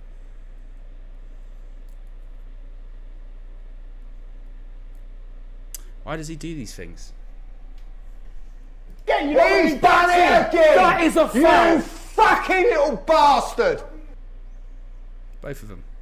Both of them. Combined. Combined power is what it was. You know, maybe Flex's powers have got weakened, but they're boosted by KG Song. They went close to Cobby.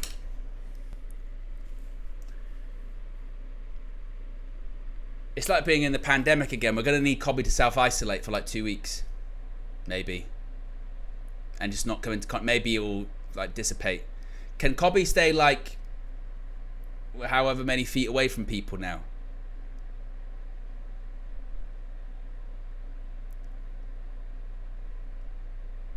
Something needs to be done. Something needs to be done. I'm just thinking now, you know, once, like I said, during pandemic, they're like, oh, all the people they came in contact with.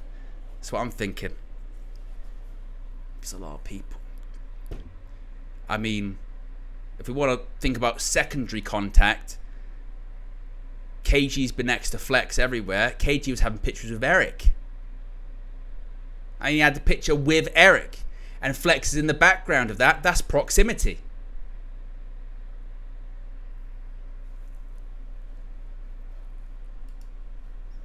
No, wait a minute, wait a minute, wait a minute, wait. This isn't good. Hold on, wait a minute.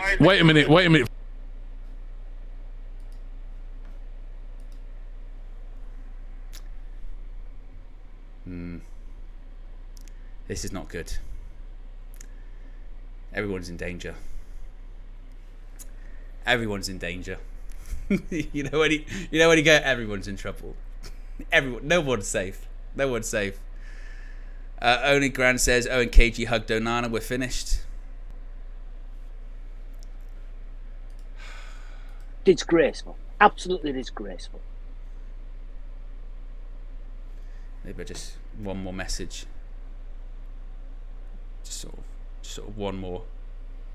And maybe, you know, I know it's quite hot out there and stuff, but maybe you can just sort of wear gloves. Don't have to be like, you know, woolly gloves or anything like that. Maybe just like sort of medical gloves. Maybe just sort of crime scene gloves. Well, because it kind of feels like wherever you're going is a bit of a crime scene with sort of player injuries. Just a thought. Just a thought. Just a thought. Just maybe. Just maybe that could be. Maybe just think about that. Actually, maybe just one more message. Maybe just one more message. Actually, maybe just like a full hazmat suit. Could be maybe something we consider. UV branded, obviously. Maybe that could. Just something to think about, actually. You know, just maybe, and maybe just stand quite far away from them, in general. Maybe do that. Just one more message. Maybe just come home. Maybe just come home. Actually, maybe just sort of go. Don't go anywhere near them. Maybe just thoughts.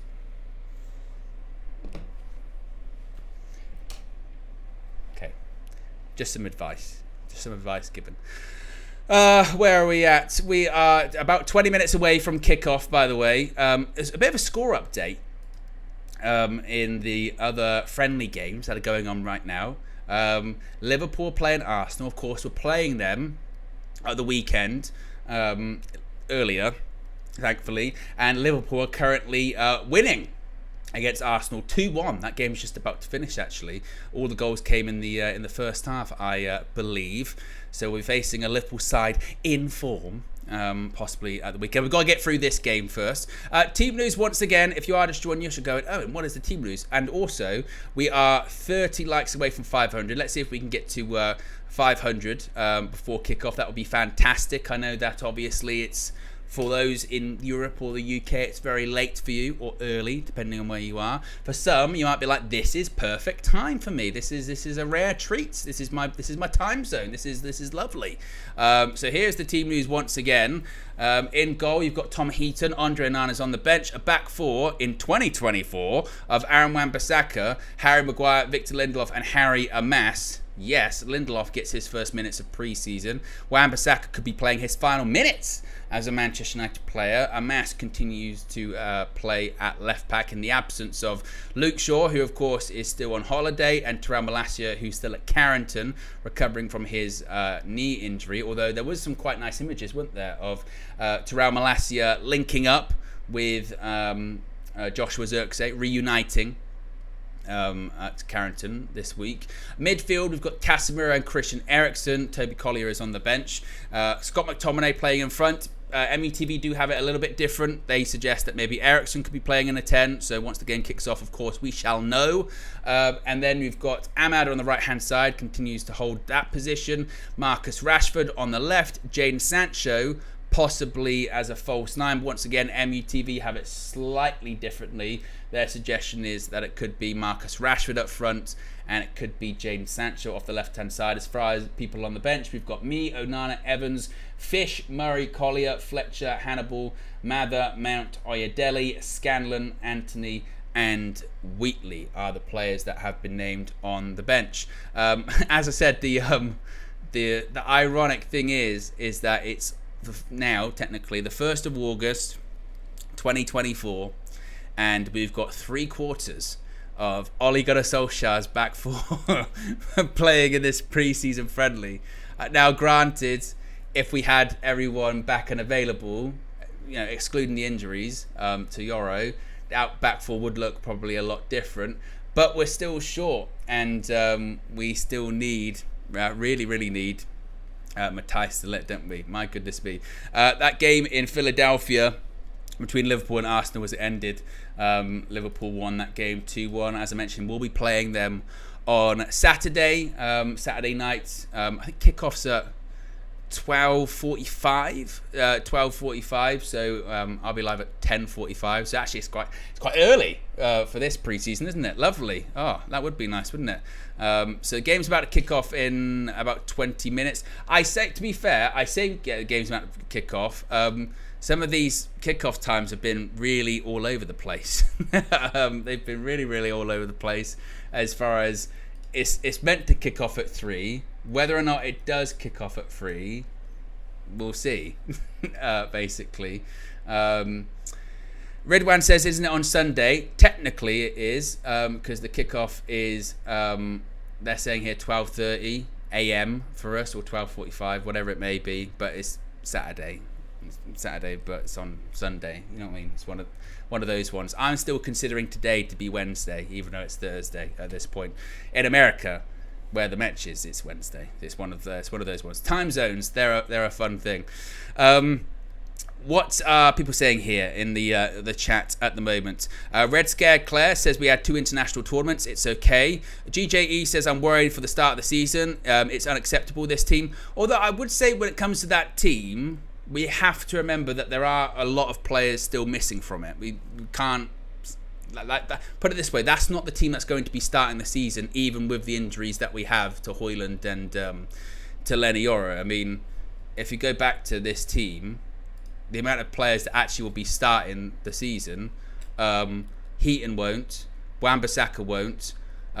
You would hope Maguire and Lindelof won't be. You would hope, but probably one of them, Max, would be. Amas won't. Casemiro probably will. Eriksen won't. McTominay won't. Amad probably will. Rashford probably will. Sancho probably won't.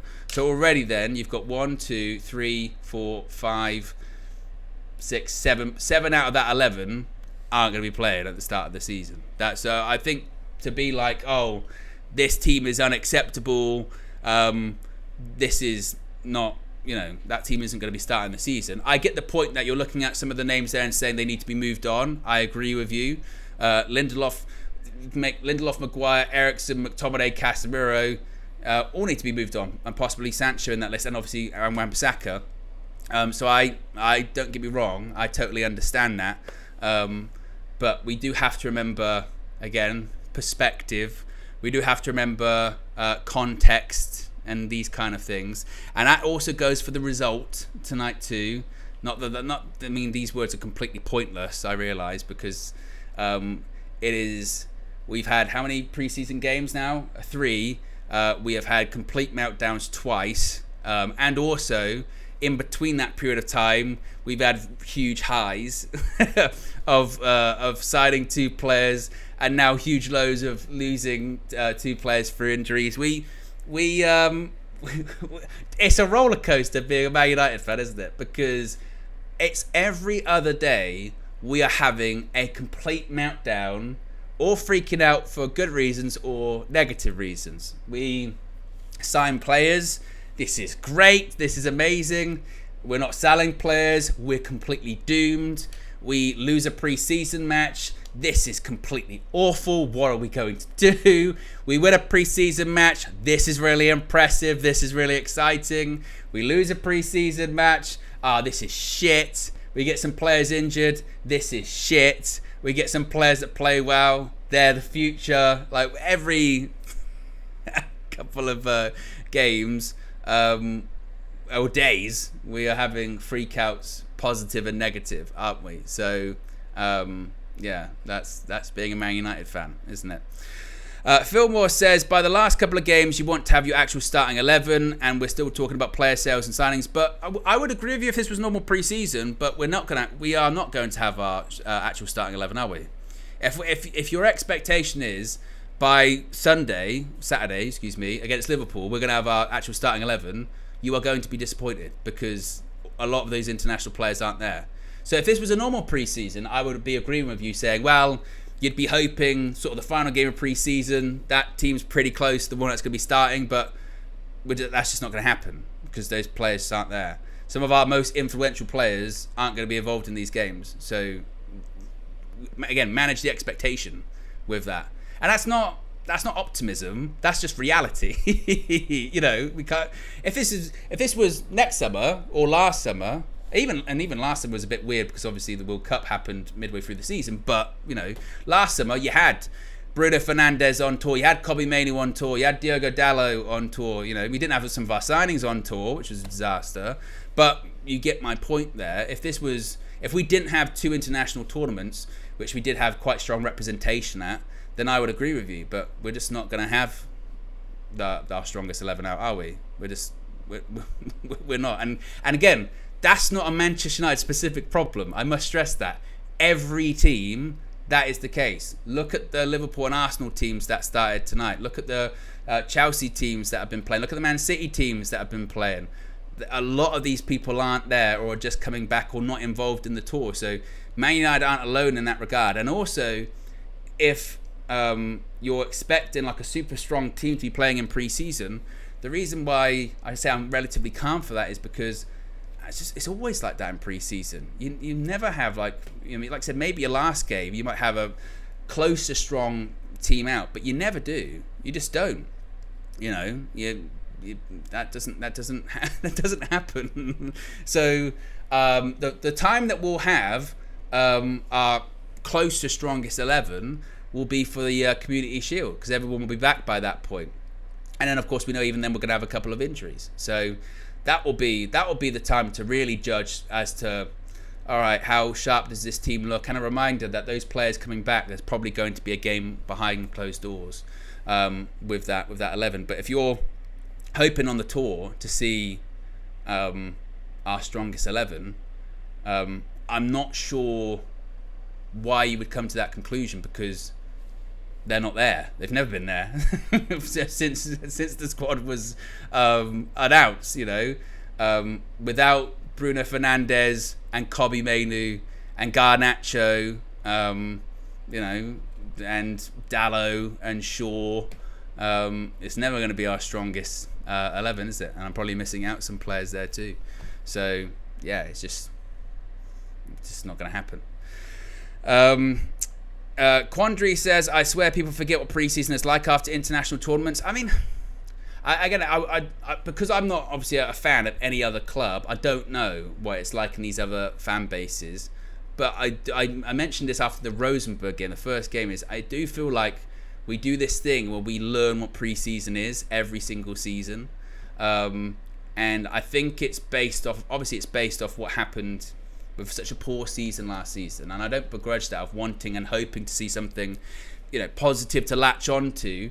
But in terms of a complete performance and in terms of a really impressive starting 11, that was just never on the cards in this pre-season tour. Never.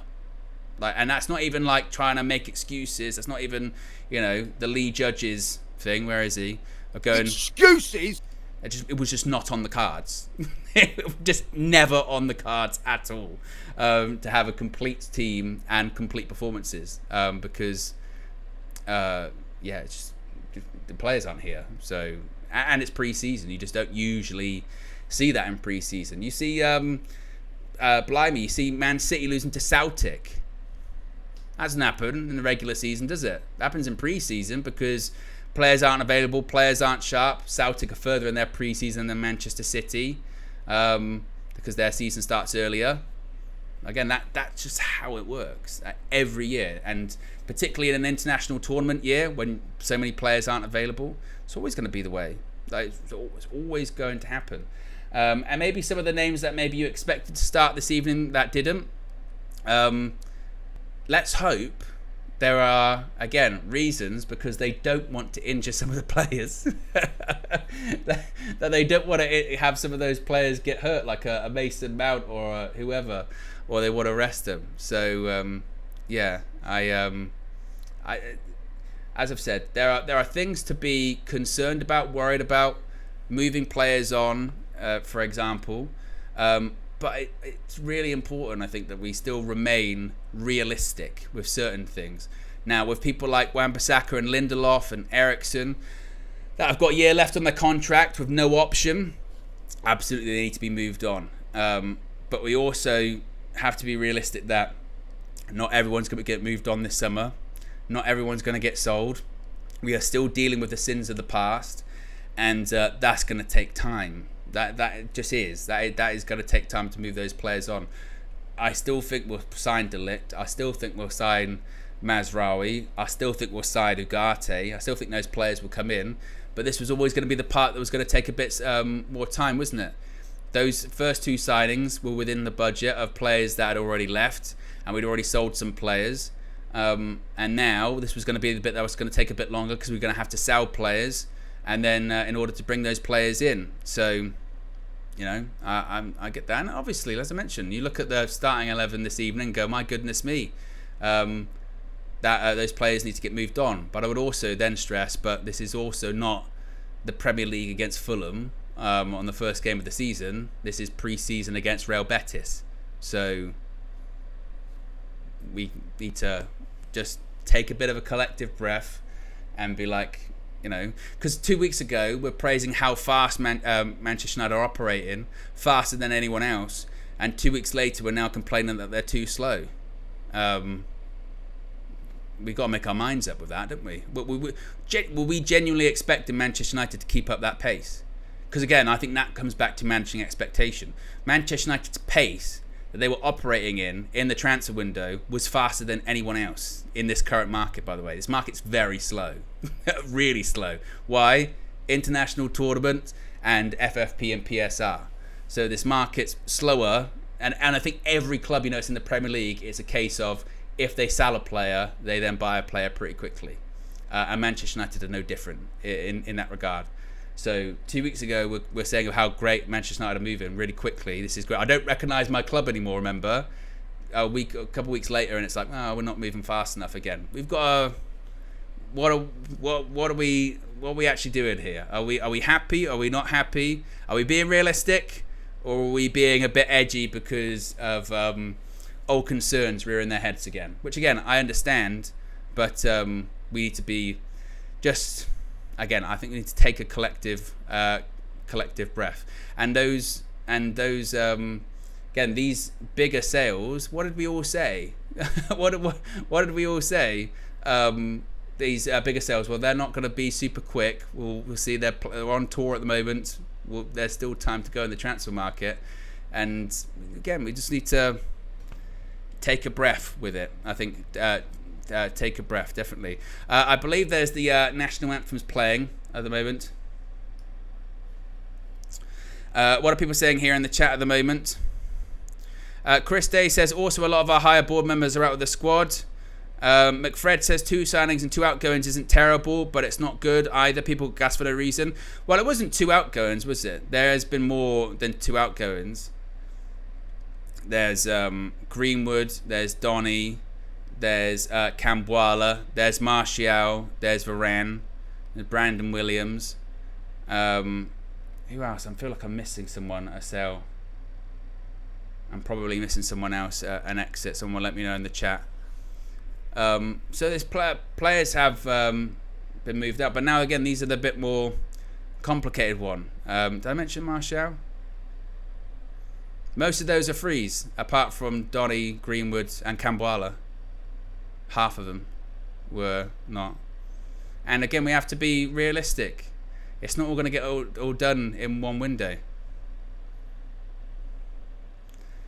And again, and I throw myself into this, we can't just say these things, can we? Like 3 weeks ago, going, well, these things will take time, and you know, we can't get too carried away, positive or negative, blah blah blah.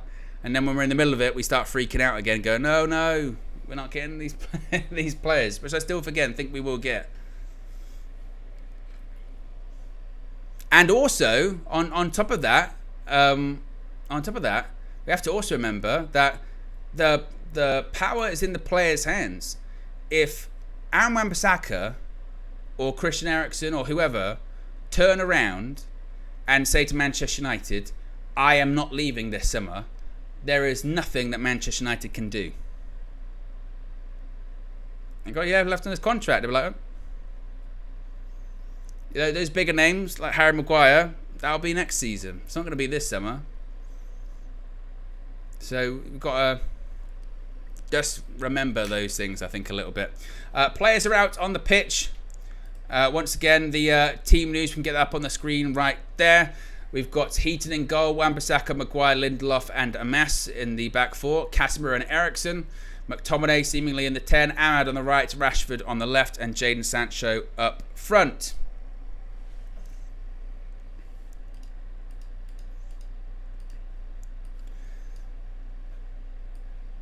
Get my sound up. We got the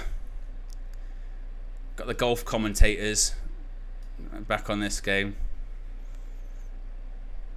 They talk like this, going, this is a nice shot. Marcus Rashford looking to pass the ball in there. Oh, there's a lovely ball there. Oh, they've given the ball away just a smidge on that one. It's proper that commentary. So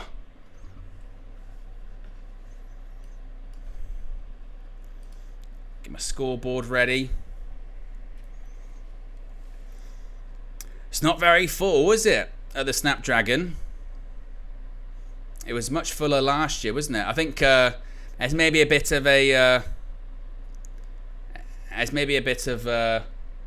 poor feeling. Of course, last year I recall that I think the Snapdragon was sold out. People were really excited.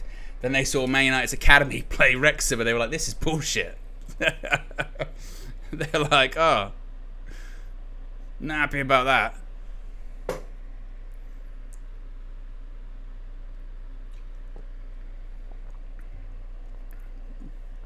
Manuel Pellegrini, former Manchester City manager.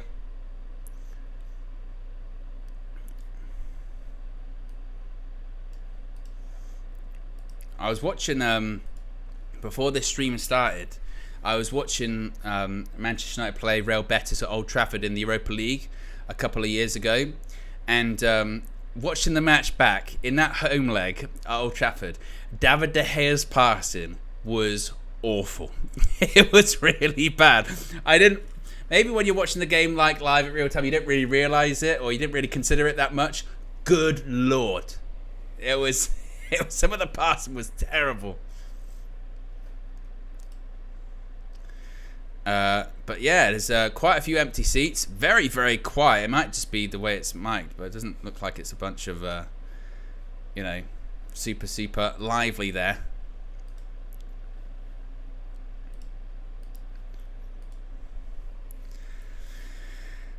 Phil says, check some days ago, ticket prices are crazy for a friendly. I have heard people saying that. I've heard people saying that the ticket prices are kind of out of control and wild.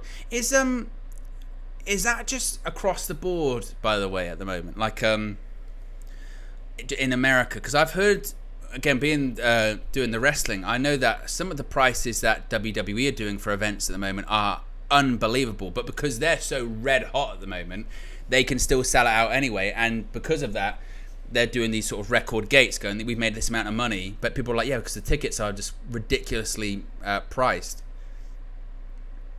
I have heard that just across a lot of the games on this US preseason tour with United and Liverpool and Arsenal, that some of the prices that are being put out there are just mad. And the fans in the US are sort of saying that, well, obviously we're grateful that you're here and we're excited to go, but you can't charge an arm and a leg. Like, we just can't afford it.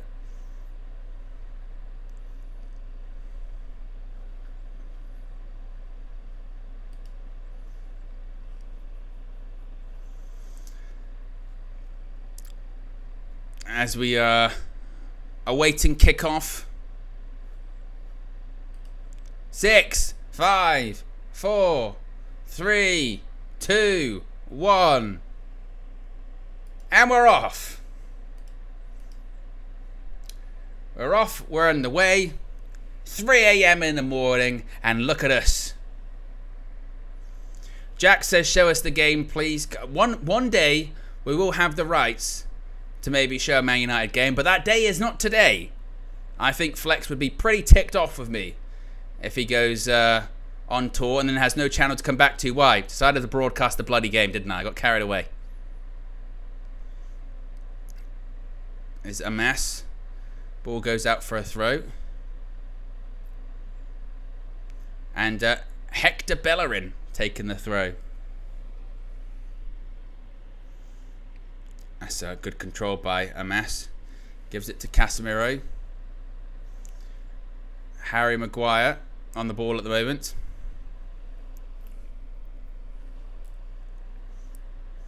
Yeah, for those wondering actually about the times, the left-hand clock is the UK time, BST, and the right-hand clock is LA time. They're playing in San Diego, California time, you know.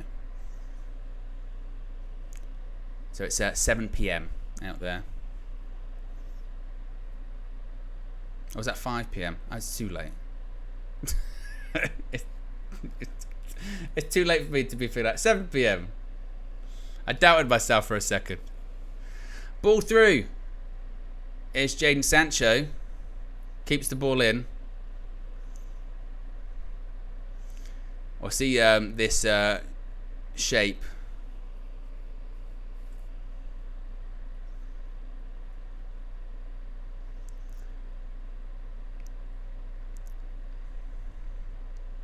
Oh, United win the ball back. Here's Ahmad. Oh, look at that. Just drifts past a couple of players. Casemiro. Rashford. Played a 1-2 with Christian Eriksen. Rashford still going. Gives it to Harry Amas. Wasn't the best pass. I don't think that's a foul.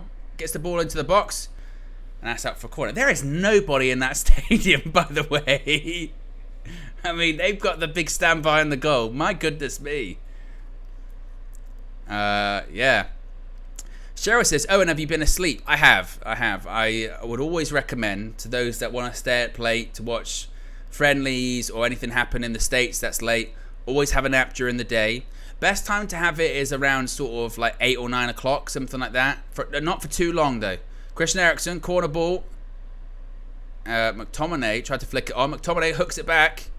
And that's cleared out of the box. Yeah, always have a nap. Don't have a too long nap, because you don't want to get into really deep sleep, because then you'll be really, really sluggish. The best sort of amount of time is maybe like an hour, tops 2 hours. And yeah, from about sort of 8 or 9 o'clock to around sort of 11, that's like the perfect time, because you wake up, you'll be a bit sluggish. By the time sort of midnight rolls around, you start to wake up a little bit too. If you want to have a cup of coffee or like a green tea or something like that, you know, you can do that too. That's always the way. I've done it quite a lot. Bellerin. given a foul. Well, hopefully the officiating is better than it was in the Arsenal game, and to be honest, as it was just on the US tour last season, because the officiating on Saturday and just last US tour was absolutely horrible. It was just, it was the worst. Bellerin again on the right-hand side.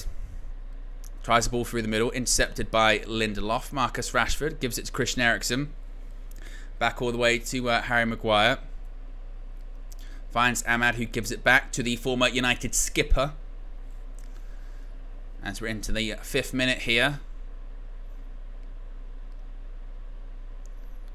Of course, Victor Lindelof's first minutes of pre-season is Casemiro.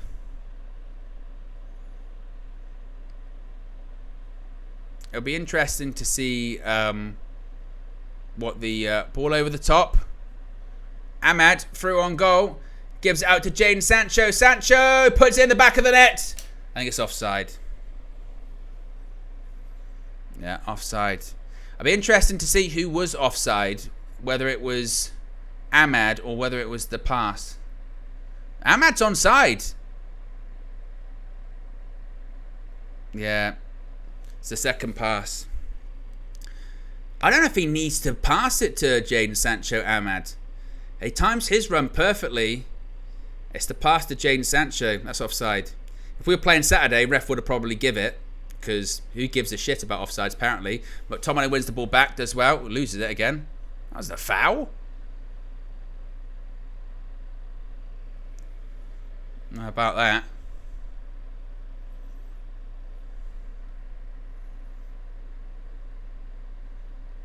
Yeah, he was offside, ahead of the ball. Didn't need to do it, I don't think. Could have carried on going, perhaps. And one thing that was quite encouraging when Ahmad started with Sancho against Rangers, they linked up actually really well. So that could be looking to continue. Here's Lindelof.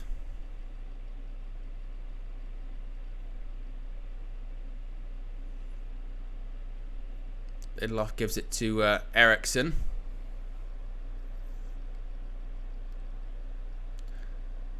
We'll go out to Ahmad, who still looks very, very lively.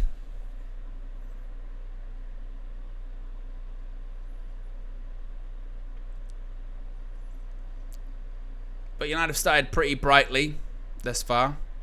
Must be said, it's a bit of a... It very, very much feels pre-season-ish, doesn't it? Because not much of an atmosphere. So United just nipping the ball around a little bit. Is Tom Heaton getting his first minutes of pre-season. Of course, he was actually with England at the Euros. He was the training goalkeeper. So he was involved with the likes of Pickford and Henderson and others. Wan-Bissaka gives the ball away. Wins the ball back. Good feet. Casemiro gives it to Eriksen. United progress. Eriksen looks for Ahmad. He might be offside again. Referee says no. McTominay, it's got to be a foul. He says he got the ball. It says disgraceful. Absolutely disgraceful. All right, let's see. Here come United again. Eriksen. Miles offside. I'm not sure. I want to have a look at this again. It's a good pass by Christian Eriksen. I don't think Ahmad was onside, by the way. Have a look at this. Was it a foul? Well, it's McTominay kicks the ball. By the way, some of the officiating again. Ahmad's like at least 2 yards offside. McTominay does get fouled, by the way, and they miss both of it. Again, I mentioned this a few minutes ago. The officiating in some of these US games is mad. It's Betis on the attack. Cuts it back. Good recovery from Amad Diallo. Oh, Rashford's lost it there. Good recovery from him, and that's going to be a free kick. But as I've said, I hope I probably jinxed it, didn't I? Saying Well, I hope the officiating's going to be better in this game. Is it balls going to be any better? It's just as bad. Offside? No. Foul? No.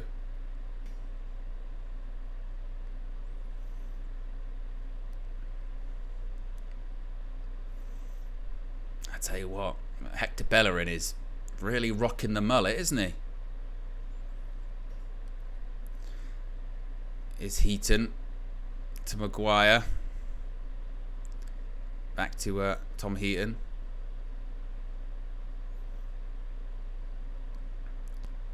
And I'm trying to play out from the back. Maguire, who sat forward. Oh, a bit of an error by Betis. Here comes Ahmad again. That's got to be a foul, surely. Well, he's very lively, isn't he? Very bright thus far. Ahmad already looking lively on the right-hand side. Tracking back to.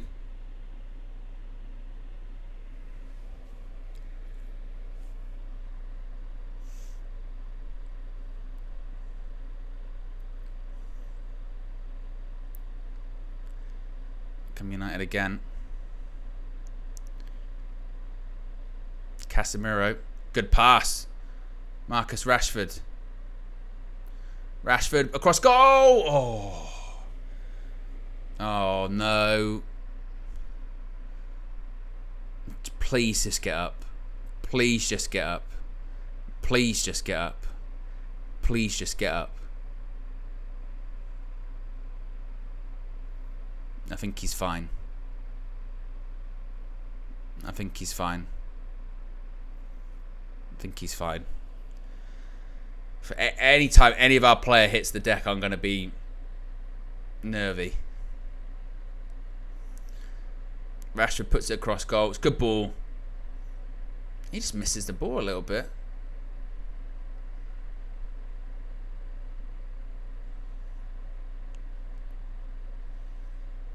Right, there's no point asking again for these referees to give anything on this tour because we are not playing football in terms of the rules that are being played. Lindelof.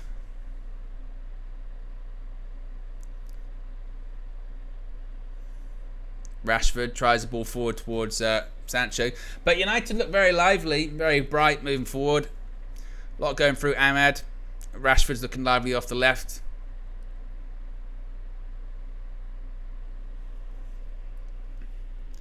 So encouraging stuff from the attacking players, certainly. And to be fair, the pass by Casemiro is a really good pass. So that, again, that's the dichotomy, isn't it, of Casemiro, is that he can still, that's the Casemiro special. Just a little whip, sort of curls it inside of the boot, and then 5 minutes later he'll fly into a tackle, slide foot in. What was that from Rashford? He'll slide in, do a sliding tackle where he's like 5 minutes too late. There you go. There's Casemiro. Real Betis with a bit of possession, trying to play it from the back. Ahmad, good pressure. Betis throw.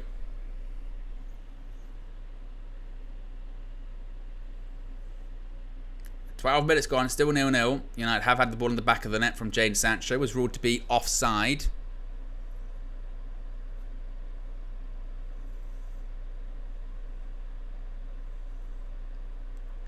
Gary says, is there a rule that says refs should be very lenient with pre-season? I get they will let a lot go. No, I mean, they won't give out red and yellow cards, really, because it's pre-season. But some of these refs just aren't very good. Like then, it gets the ball, and they're like, free kick. Oh.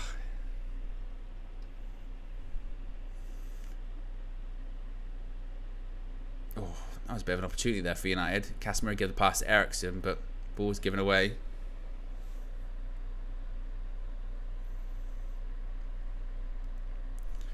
And once again, Betis have the ball playing out from the back. Actually, I've got to remember to move this. There you go. What do you call it? There you go. What do you call it? There you go. I need to get that on my soundboard. I need to get that on my soundboard there. There you go. What do you call it?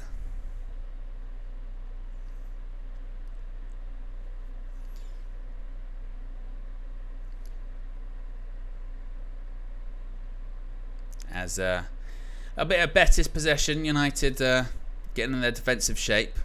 It's definitely Jadon Sancho, false 9 through the middle, as was expected. Scott McTominay also definitely in the 10, as expected. So that predicted shape was indeed accurate. I mean, to be honest with you, it's kind of a bit like it was towards the end of the season, really. Whilst Jadon Sancho is a false 9, so is Scott McTominay to an extent. I mean, McTominay is very far forward, almost side to side with Jadon Sancho. So it's almost that kind of 4-2-2 again. Ball switched over to United's left. Rodri's up against Amas. Plays the ball into the box. Can't let him turn. Shoots. Oh, Tom Heaton. Oh, fuck. What the fuck was that? What a mess of a goal that is.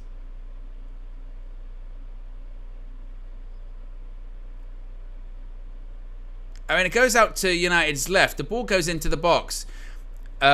Heaton makes the save, and you think that's fine, and it looks like Maguire's going to clear it, and then for some reason Heaton just like throws it back to the player as trying to sweep it out for a corner. I'm having a look at this again. So he plays the ball into the box. It's a good ball, but he's got his ball. Plays 1-2, takes a shot, and then it looks like Maguire's going to. I don't know what Tom Heaton's really doing there. He should do a lot better. Plays a 1-2. Harry Amas loses his man. Knows what he's doing. But to be fair, I don't know. I think Maguire thinks that Heaton's gonna pick it up. I don't know what the goalkeeper is doing.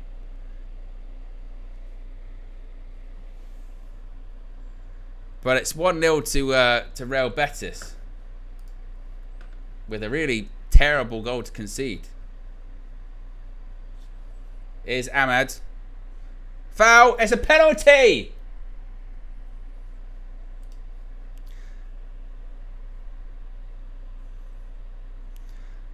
Penalty to Manchester United. Great response. Some people saying, by the way, that's Maguire. It's really not, by the way. That wasn't like Harry Maguire. You would actually probably look at Amas not tracking his man, and then you would look at Tom Heaton. But because it looks like Heaton's going to grab the ball and he just sort of throws it. That's not a Harry Maguire thing. And that is... let's have a look at this. Who even knows whether things are a penalty anymore? I think it's quite soft, to be honest. But we'll take it.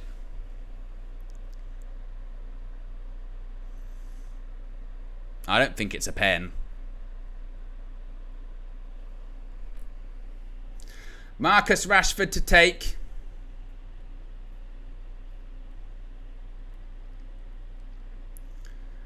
"12 yards out. Rashford to step up. Referee blows the whistle. Rashford, little stutter. He's taking his time. And he scores. And it's 1-1. And just like that, Manchester United have reacted. And they've scored. It's a good penalty. Does very well. Good penalty. Good finish. And what a response. Look at that. We've got goals in this game, folks. Goals. It's a very soft penalty, by the way. I say very soft. It's not really a pen. But it's a very good penalty by Marcus Rashford. Keeps watching the goalkeeper. Keeps watching him. Waits for the keeper to move. Sends him the wrong way. Good penalty by Marcus Rashford. And a good recovery. A bit of fortune, because it's not, for me, very, very soft. But the goal conceded was a really, really poor one from a couple of players. But 1-1, Marcus Rashford scores. And once again, we have parity on the score sheet.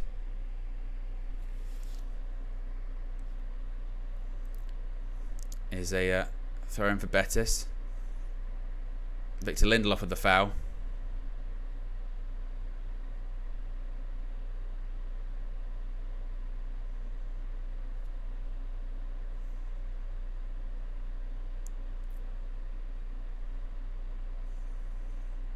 It goes all the way back to the Betis goalkeeper Sancho putting some pressure on the goalkeeper. He actually did a really good pass. Good play by Betis. Eriksen's going to get that. No. He kind of sometimes can do that, Eriksen. He can get back out of a bit of a 50-50. I mean, it's pre-season, I get it. But, not great. Ball played through.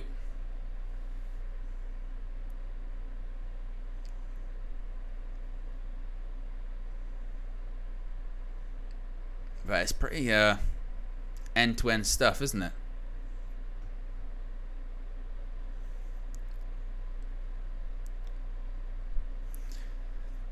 I also think it's funny that the reaction's like, see, this is evidence that this back four isn't very good. Who thought they were? Who thought they were? And again, it must be stressed. This back four is not starting the season. Hopefully we'll get Delit in, but on top of that, Dallow's missing, Martinez is missing, Luke Shaw's missing. All due back at Carrington from the beginning of next week. Lindelof could be going. Maguire probably next summer will be going. Wan-Bissaka going. Amas still very young. 20 minutes gone, still 1-1. Early goal from Betis, quickly ruled out by Marcus Rashford from the spot.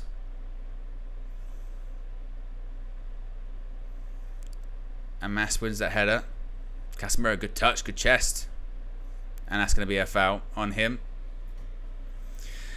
But just thinking about the United's goal that they conceded, such a bizarre goal to concede. Really was. Again, one from the Amas not tracking his man. He just kind of stopped. And Heaton makes the save, which is a comfortable one. And then he gets his hands to it again. So Maguire's looking at him going, right, so you're going to pick it up then. And Heaton just throws it. Just goes, no. I'm going to give him the ball back. And they're like, what?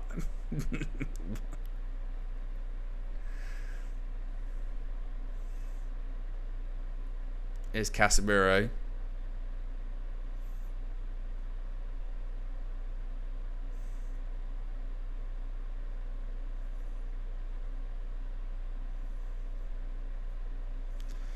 Eriksen, good switch out to Marcus Rashford. Gives it to Casemiro. Plays it once again to Rashford. All goes through the legs, and that's going to be a free kick. Central position. I think Rashford's going to probably take.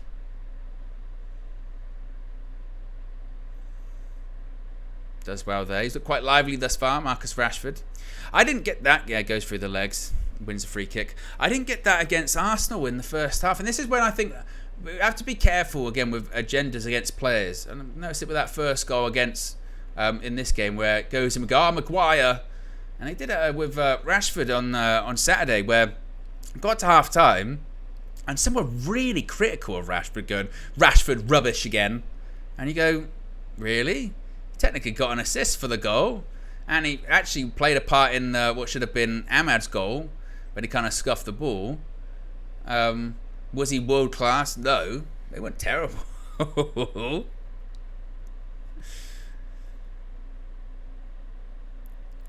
Oscar was standing over this. Eriksen, Rashford, maybe even Casemiro. It's probably going to be Eriksen or Rashford.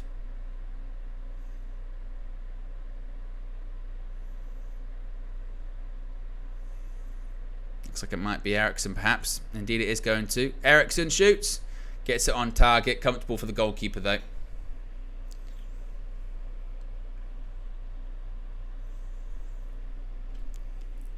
Very comfortable for the Real Betis keeper, that. Straight at him as Betis look to play out from the back.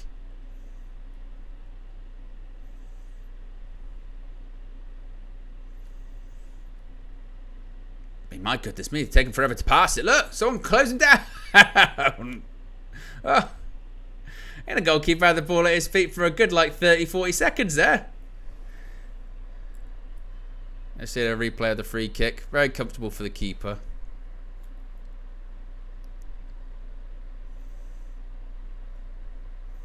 And after all, they kicked out for a throw-in anyway.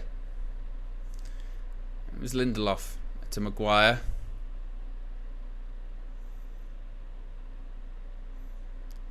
Lindelof to Amas. Goes past the player. Going to keep going. Slide tackle. Gets a bit of luck. Comes off the rail. Betis player. Amas. Ball across. Good ball. Goes back to Ahmad. Shoots. Oh, I tell you what. That is an absolute rocket by Ahmad. He is on fire at the moment. What did Erik ten Hag say after that game against Rangers? This has to be Amad Diallo's year. My goodness me, does he look sharp. He's won the penalty. It was a soft one. Before that, he looked sharp. Man, I get a bit of luck in the build-up to this one. Amas does well down the left-hand side. He gets a bit fortunate because Bellerin does a slide tackle. It actually comes off him. He slide tackles it onto his own player. So Amas gets a bit lucky. But he puts a cross into the box. Ahmad, he's waiting at the back post. And it is a brilliant finish. It's an absolute rocket. It's a good cross into the box. Maybe gets a bit of a deflection. It's a bit, again, all of the build-up is a bit fortuitous for Manchester United. But the one bit that isn't fortuitous is the finish by Ahmad. Take a look at this. That is a rocket into the corner. He scored a similar one against Rangers, and it's a brilliant finish. 2-1 to Manchester United, and it has been deserved. Manchester United have been the better team. And we've mentioned that, you know, going forward, United have looked quite lively, quite bright. Right-hand side, of course, Ahmad's looked really, really dangerous. He looked like a big threat. Left-hand side, Marcus Rashford's looked really dangerous. He looked like a threat. Jadon Sancho actually through the middle has linked up really well. Hopefully that will do amass some confidence.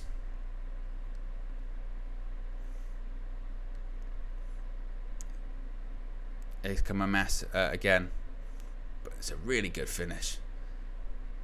Sancho and Rashford, good link-up play. Casemiro, good switch out to the right-hand side. Here he is, the man of the moment, Ahmad. Lots of people say they saw the Mancutioner. I didn't see. I was having to multitask. I was multitasking. But I think he was at the game last season, if I recall. He met with KG. Or maybe it's his alter ego. You never know. That's a great ball, that. Out to Marcus Rashford.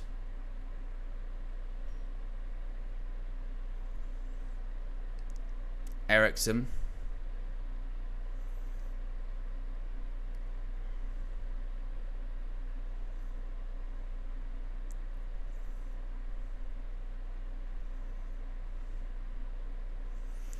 And isn't it funny how football works, by the way? Because we're going, oh, Man United are playing some nice football, actually. They're playing some nice football.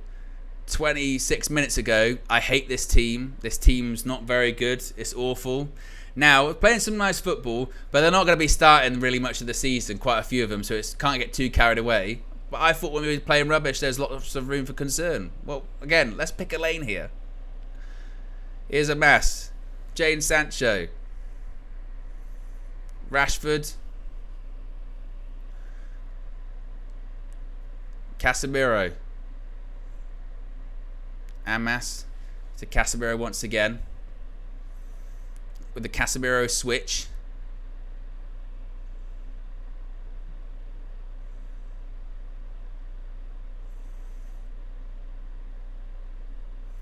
Well, I'll tell you what, United's good pressure. I mean, I tell you what, Betis aren't the best passing team. They're playing out from the back. They look really nervous. And Man United's pressing's actually been really good from the front.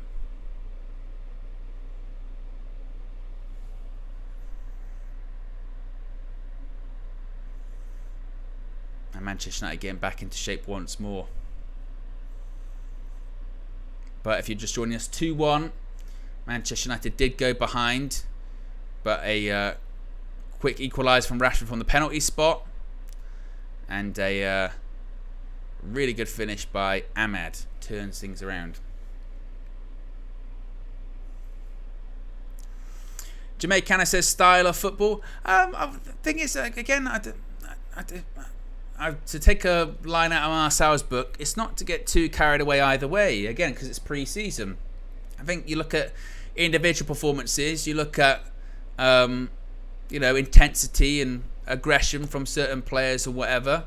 But either way, I don't think it's to get too carried away. I think it's, you look at Ahmad, look really bright.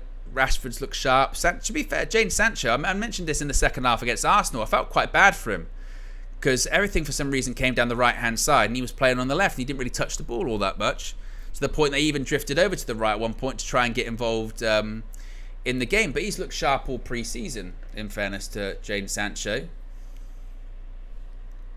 I think with Optimist, there's definitely talent there. I think there would probably be a little bit of concern about physicality and defensively, but he looks more comfortable as he plays more games, as you would expect. Speaking of which, here he is.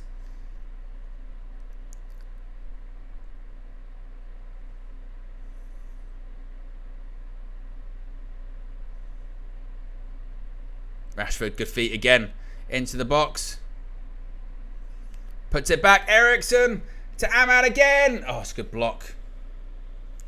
Could have been 3. But no, look, United forward look really, really sharp. Really, really sharp. Creating chances. Not bad for a terrible team. I'm really concerned about the start of the season. Now we're playing good stuff, but it doesn't matter because that team isn't going to play that much. It's almost like it's pre-season. You can't get too carried away, yeah? Isn't that what it's like? I think certainly individuals, you would look at Ahmad, really, really sharp. Rashford looks really sharp in this game. And I thought he looked sharp against Arsenal. I thought the criticism was way overblown. Ball in. Rashford again.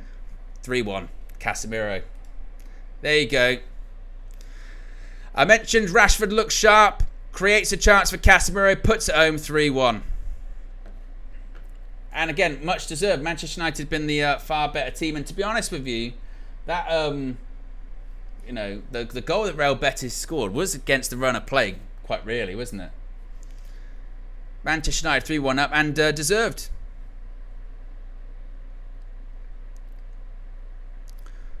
It's a flick on by who was it by? Was that by Sancho? I think it might be Sancho at the near post.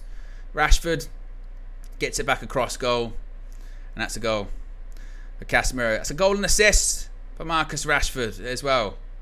Goal and assist for Marcus Rashford. That's what on this US tour. That's 2 assists, 1 goal. Not bad, considering he was playing rubbish, playing terrible, awful, right? Oh, well.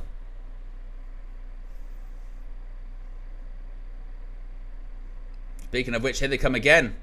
Here comes Jadon Sancho. Worked his way into the box. Tell you what, he's doing really well here. Sancho, nearly found him. Tell you, Sancho looks really sharp. Sancho's looked sharp since he played that first game against Rangers.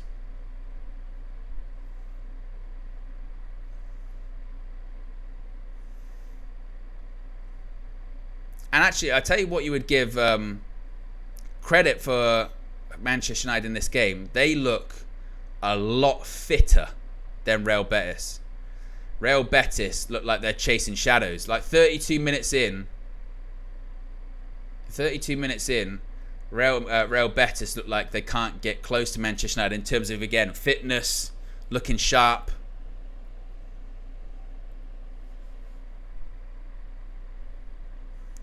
Here's Rashford again off the left.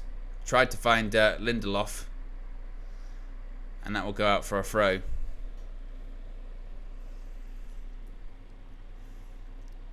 And once again, it'll be interesting to see what happens with Jadon Sancho, of course. He did alright as the false 9 in pre-season last year. Didn't go great for him. Still links rumours about him moving away in the summer to PSG or Juventus. I think he's linked up with Sancho and Ahmad really well. And again, that's not new because he linked up with Sancho really well against with Ahmad really well rather against Rangers. Rashford again goes up for United throw.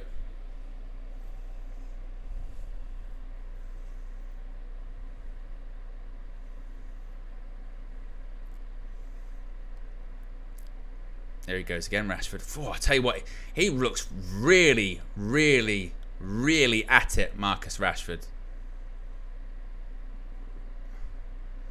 He's not happy. There's a clash of knees there, Rashford.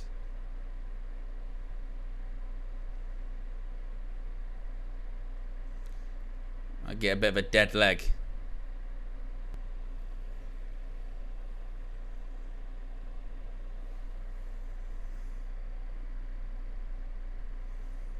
It could be all right, Rashford. Again, just a bit of a dead leg.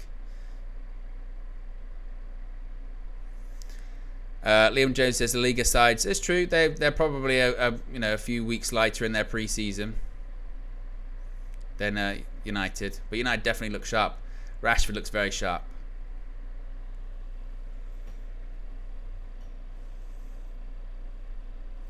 It should have been a foul.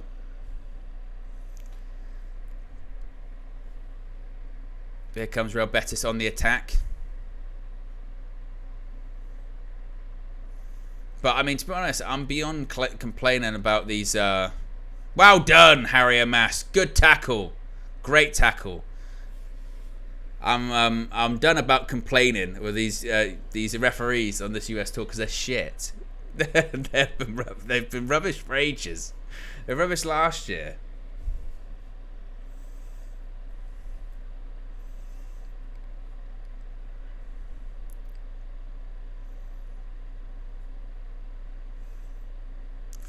Amass can control the ball there. Bellerin puts the ball in the box. Skies it over the bar. Love Rain says we need to have a chat about Amass. Well, I think that we need to be, again, a little bit careful when it comes to Amass, because obviously he did well for the goal, but also if you look to the goal we conceded, he'll say, well, he'd probably look at he loses his man. So he, as a fullback, can't get too focused on just attacking. Got to be defending too. It's got to be the whole package, isn't it? So he's done well in the first half. As it's gone on, he's grown, certainly. But I think if you look back towards that first goal for Betis, it'll be like, should have stuck with a man. Switched off for just half a second. That's all it takes. Craig says, have you got a jumbo jet in your room? It's my fan. It's boiling here, Craig. I'm not turning it off. I can't. I'll melt. I'll be like that witch from Wizard of Oz. Here's McTominay.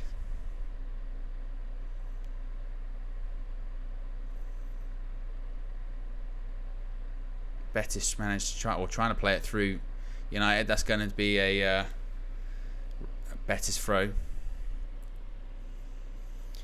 Vargas says, is this for a trophy? It is. Was it the Snapdragon Cup? Is that what it is? Dang, Eric, as soon as it's for a trophy, turns it on. That's what he does. Less than 10 minutes to go to half time. Manchester United 3, Real Betis 1.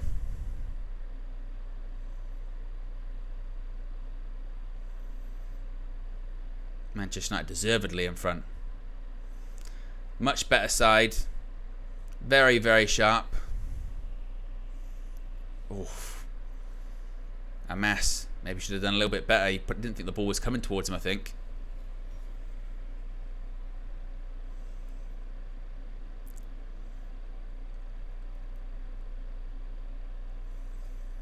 But this is why with pre-season you have to not get too carried away when the results are positive or negative. Because again, you look at, for instance, the that first game against Rosenborg. What was the big concern, the biggest frustration is, we don't look sharp at all. We look really slow and lethargic. 1 week into pre-season training, by the way. Fast forward 2 weeks later, 2.5 weeks later, suddenly what we say now, look really sharp, look quite fit, look really at it. That's the difference of 2.5 weeks of pre-season. That's why I say that we've got to not do this thing where we discover pre-season for the first time every single season, because this is just how it works, really.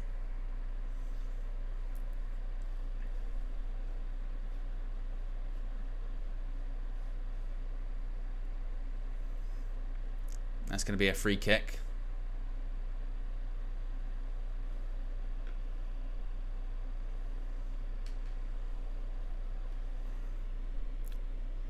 I swear Manuel Pellegrini has looked that old for maybe the last, 10 years?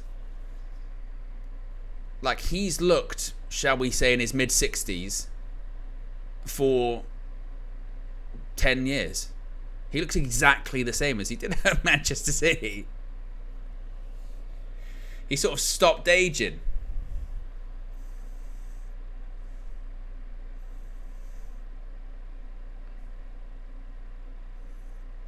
Jadon Sancho turns, travels with the ball. Ahmad, Sancho.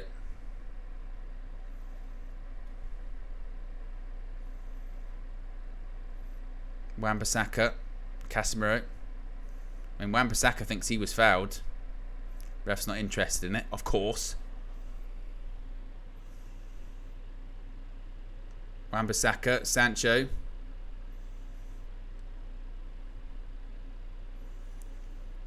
Eriksen, good pass to Sancho again. Casemiro. McTominay. Oh, I tell you what, that's a really good move. And that's a corner ball.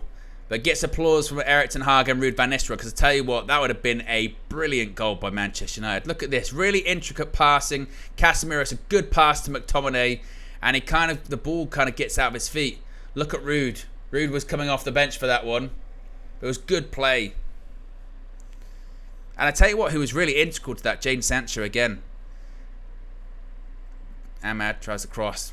Not good at all, goes out for a goal kick. But Sancho in the false nine, that's what he does offer. He's obviously really neat and tidy with the ball at his feet. Can drop a bit deep, can link up with whoever's in the 10 or who's on wide left, wide right. Ruud van Nistelrooy does have the aura though, doesn't he? He does. He does have he's got the aura. He's got the aura. And even he got out of his seat for that one. And I'm not opposed at all to the front line of Ahmad, Sancho and Rashford. I thought Ahmad and Sancho linked up really well against Rangers when they were playing on either flanks. Definitely need options. It's going to be curious to see what Erik ten Hag does at half-time as well. Of course, previously, he's just done 2 teams, 45 minutes. This could be the time he waits a little bit longer, does 60 instead.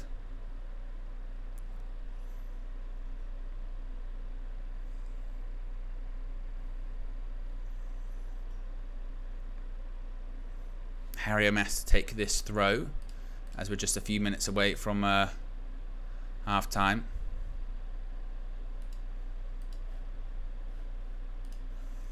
JD Commander, did I read out your super chat? Apologies if I missed that one. Says, what changed since last season? Worried. Wow, that might have been after the first goal. That's why you've always got to wait till half time, wait till full time. Not judge the game based on the team sheet. This is my point, especially in pre-season when a lot of the players are missing. Just need to take a breath. I'm certainly not saying it facetiously.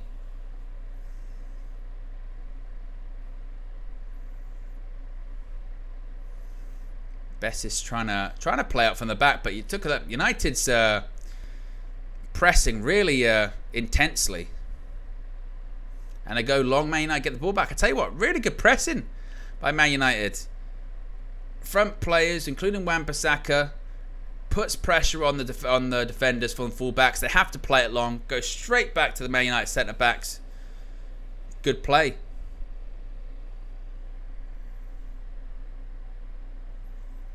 Man United playing some really nice stuff. I think Erik ten Hag will be very, very happy. And again, this is what was quite frustrating about that Arsenal game is, whilst maybe we didn't play like this, Arsenal are a very good team, but for the first 20 minutes, Man United did play well, and I think that did get lost in that game because of the injuries, and obviously then you play a completely different team in the second half. It kind of got lost, and it kind of got portrayed as this Man United were just awful in the game against Arsenal, and that just really wasn't accurate. Casemiro tries the long pass to Wan-Bissaka, goes out for a throw. Whereas actually for the first sort of 20 odd minutes, we were playing some good stuff.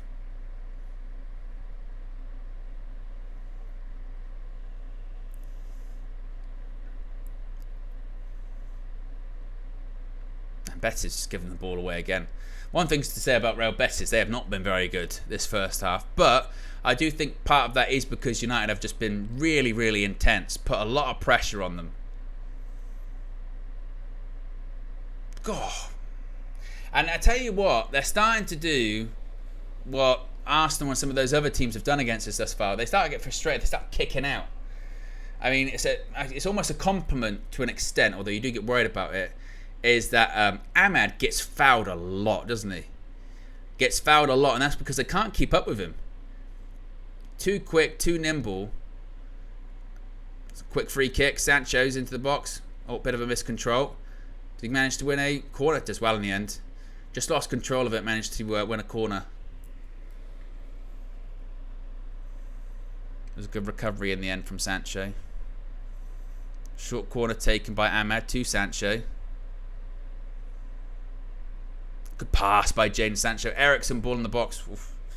It's another one. That front three, as I mentioned, Sancho, Ahmad, Rashford, all of them have looked really, really sharp, really comfortable, good interplay, good link up.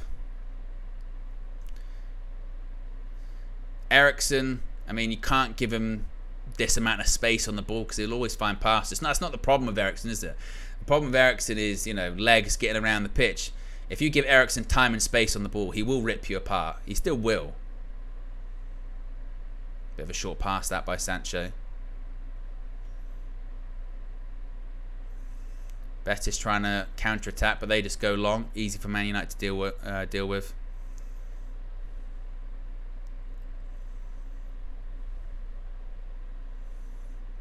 Casemiro going for the switch, but he's giving it away. Here comes Real Betis on the attack. Ball into the box. Luckily, just fizzles out into nothing.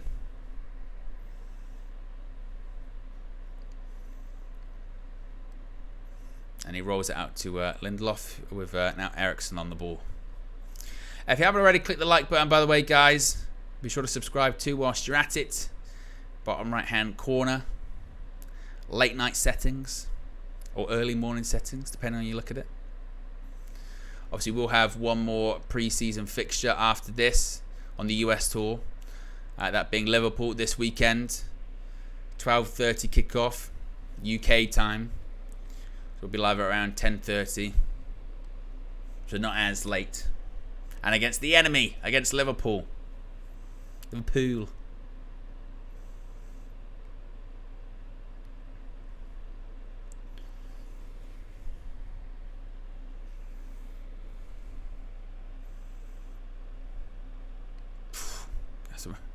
Bit of luck there.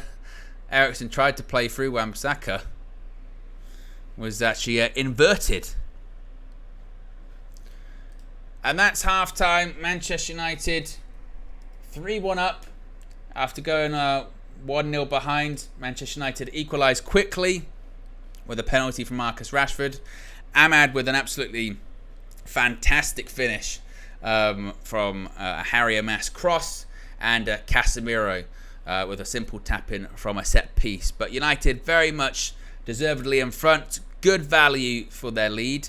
And certainly one of the better performances that they've done throughout this tour. They're certainly looking much sharper, much more aggressive. As I mentioned, they're by far the better side. Some really impressive performances in there too.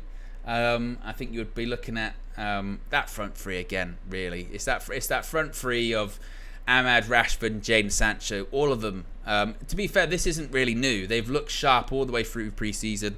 Erik ten Hag said after the game against Rangers that this had to be Amad Diallo's year, didn't it? It's still very, very early. It's still only pre-season. But he's looked really, really sharp. He's already got a couple of goals. Marcus Rashford looks really sharp. Obviously, he scored the penalty. Was a good penalty. He's got another assist. That's 2 assists on the tour thus far. And I mentioned during the Arsenal game that I felt that some that were criticising him was just way too harsh. And it's kind of, you know, that there are those ones that whenever Man United aren't doing well or they're not winning, just immediately it's, oh, Marcus Rashford, you're rubbish, or Harry Maguire, you're rubbish, and it's like, it's got nothing to do with them. I thought that was the case against Arsenal at the weekend. Rashford's looked sharp in that game. He's looked sharp in this game. Jadon Sancho, he's looked sharp all pre-season. He really has. Against Rangers, that first game that he played, I thought he looked really sharp then. I felt against Arsenal, he was actually quite unfortunate. He was in the second half team, which is always going to be sort of the weaker team, the not so good team, and he was out on the left, and then suddenly everything started to come down the right hand side, and he couldn't get involved in the game, could he? He couldn't get involved in the game, and actually when he did sort of drift out to the right, start to get involved, things started happening. And when he does play as this false nine, he links up with Ahmad and Rashford really well, because he's very neat and tidy on the ball, really neat and tidy on the ball, can play in those tight spaces, can drop a little bit deep, play the runners through like Ahmad, like Rashford, and has done really well in that regard. So I think the front three really, really sharp. Ahmad's looked really dangerous again. They haven't been able to control him. Same as Rashford off the left. He actually, probably the biggest thing you would say about Rashford in that half is he looks confident, which is not something you would associate with Rashford the last 12 months, of that level of confidence of being willing to knock it through the players' legs, or willing to try and go through to players and actually doing it. So I think that's encouraging from them. Christian Eriksen, there's never been the doubt about Christian Eriksen in terms of technical ability. Christian Eriksen hasn't lost the ability to play passes. Christian Eriksen hasn't lost the ability to see a picture in front of him, play through balls. The issue with Christian Eriksen is just the fact that in those midfield areas where there are lots of gaps, and if it does get a bit sort of end-to-end high pace, then he struggles with that. In games like this, where Manchester United have got a lot of the ball and can play in areas, then Christian Eriksen's perfect for this kind of game, isn't he? Because he can switch it out to Ahmad, he can switch it out to Rashford, he can play 1-2s with Sancho, who will drop a little bit deeper because he's a bit of a false nine. So I think Eriksen's done well. Casemiro, to be fair, he's been doing some nice switches to Ahmad and Rashford too. As far as the back four, I mean, I thought the goal was a really sloppy goal to concede, but once again, I do think there was a whiff of player agenda involved in that goal. Harry Maguire again. It's like, well, actually, when you look at the goal back, you probably would look at Harry Amas and you would say he's done really well moving forward in the first half. Amas, he's looked dangerous on the left-hand side. Of course, he got his cross into the box. I think he'll be disappointed with the goal. Because if you watch it back, his man is next to him and he just switches off for whatever reason. He doesn't track the man and the players in the box. And then Tom Heaton, I have no idea what he's doing. With that, because it's a really comfortable save for him. Really comfortable save. And for some reason, it looks like he's going to pick it up. So the initial save's comfortable, and then it looks like he's going to pick it up. And to Maguire's credit, he's looking at him going, oh, you're going to pick it up, you got your hands to it. And then he just throws it. He just looks like he's going to try it for a corner. I don't know what he's trying to do there. And they tap it in. So I don't think that's on Maguire or anything like that. I would probably you'd be looking at Amas not tracking the man, switching off, and then you'd be looking at Tom Heaton for messing it around. I'm not sure, again, what he was particularly trying to do with that one. But United reacted really well. Get a penalty, which, to be fair, don't think was a penalty. But also, Arsenal's goal wasn't onside at the weekend. So I'm not going to delve too much into the officiating, because as we've seen on multiple US tours, the officiating is rubbish. It's they're operating on just a different set of rules, aren't they? Of stuff is offside, it isn't offside, stuff is a foul, it isn't a foul. So I won't dwell too much on the penalty. Didn't think it was, but who cares? Rashford with a good finish for the penalty. The second goal, bit of luck. Amas, bit of luck with the Bellerin goes for the slide tackle, when he actually slide tackles the ball onto his own player, which allows Amas to carry on running. But he's still got stuff to do. Puts the ball into the box, maybe gets a bit of fortune, and the finish from Ahmad is really, really good. I mean, it's a rocket. Goalkeeper not getting anywhere near the ball. And they're just showing that first goal again. You see what I mean? For those that are like, oh, Harry Maguire's fault, it's not Harry Maguire's fault. That's not at all. That is Harry Amas doesn't track his man, and Tom Heaton decides to throw the ball back to Real Betis for some reason. So it's that would be the two you'd look at for those goals. And then for the third goal for Manchester United, set piece, flick on by Sancho near post. Rashford puts it back across goal, tap in by Casemiro. So a really, really good first half by United. Don't get too carried away. This is what I mean. Don't get too carried away either way. I think what Ten Hag will be really happy with is that we've looked really, really sharp. We've looked really, really intense. Looked really fit too. Really much, much fitter than Real Betis, which maybe would be a bit expected. La Liga starts a bit later than the Premier League, but particularly that front three have looked really sharp. Really, really sharp indeed. Kyle Paul says, Owen, the Premier League refs are just as bad. It's not a competition. I know you don't have to tell me twice. The Premier League refs are bad. But at the same time, some of these decisions on this tour have been terrible. It's not just so. This is what's funny with stuff like that, isn't it? Is that these American refs are terrible. So the Premier League refs are bad, don't they? Well, yeah. Multiple things could be true at the same time. It was a really good penalty by Rashford as well, wasn't it? Really good penalty. Stutters. He waited an age, didn't he? Waited for the goalkeeper to move. Saw he was going to one side, put him the other place. No problem. But good stuff by Manchester United. Very very encouraging. Very exciting. Again, it's in the same way that when we lose a pre-season game or win a pre-season game, it's just that. You go, okay, a lot of these players still probably won't be playing when the strongest team is going to be available. But it's good stuff. It's pre-season. Is what it is. It's not too much one way or the other, really. It's more individuals. It's more, okay, this player's looking really sharp. That player's looking really sharp. I tell you what, those two players have linked up, or in the case of this front three's linked together really well. So you have to kind of take it in kind of parts and sections. That's why I say when you talk about sort of, are we going to see this complete team shape? Are we going to see this kind of thing? You go, well, probably not, because not all of the players are there. So you have to kind of compartmentalize and do kind of look at some individuals, but overall, it's been really encouraging, and I've actually what I have liked is Man United have been really intense in pressing from the front. Rashford, Ahmad, Sancho, and actually the fullbacks, Wan-Bissaka coming up and supporting Ahmad, Amas supporting Rashford, pressing up really, really high.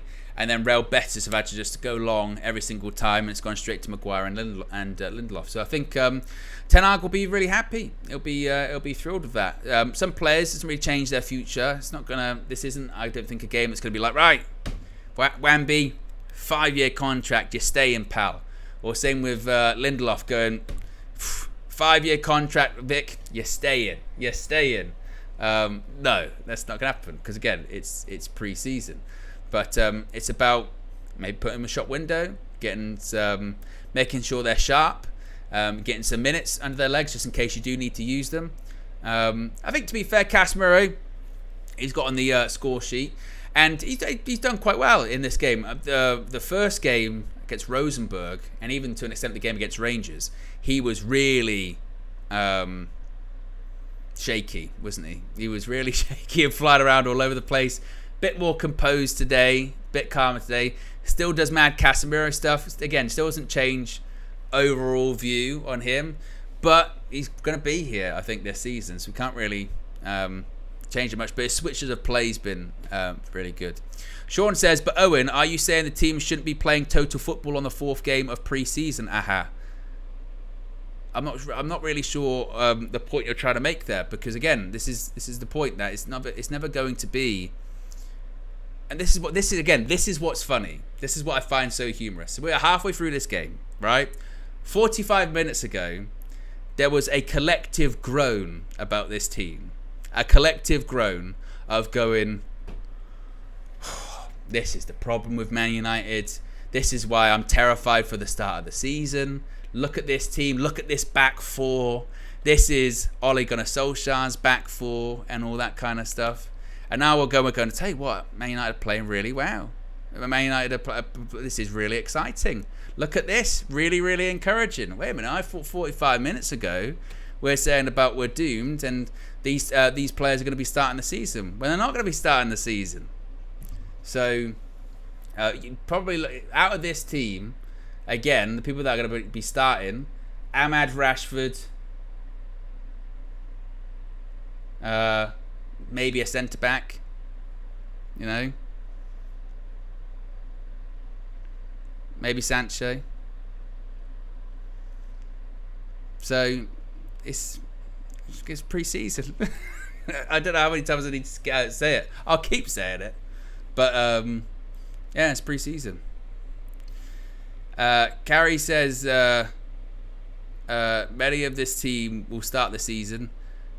They won't. They won't. K-Flow says, Owen got serious, lads. He missed the sarcasm.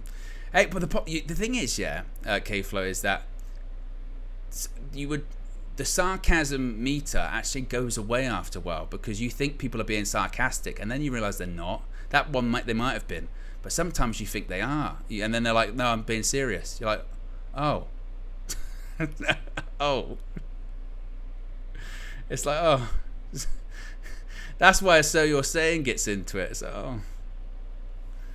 You'll go, like earlier on, when you go, oh, these American refs are bad. So you think the ones in the Premier League are good? No. Didn't say that. Or you go, oh, I don't think Maguire, I don't think that was his fault in the first goal. So what, you're saying he should get a 5-year contract? No? No? No? Or like you go, I tell you what, Jadon Sancho looks really sharp. So what you're saying is he was right and Erik ten Hag was wrong. Is that what you're trying to say? No? Played well in this game. Is what he did. It's bad. It's bad. Or you go. That was after the Rosenborg game. I remember that as well. Going, hey, you know, it's not the end of the world. Erik ten Hag thinks it's the end of the world. Maybe you need to raise your standards a little bit, mate. Yeah, that's what you need to do. All right. We'll see in mid to late November who's reminiscing about Rosenborg away, going, I knew at Rosenborg that things were gonna go to shit at that point. Oh, you prophets, you got us. Players are coming on. What's happening in this half time? What the changes are?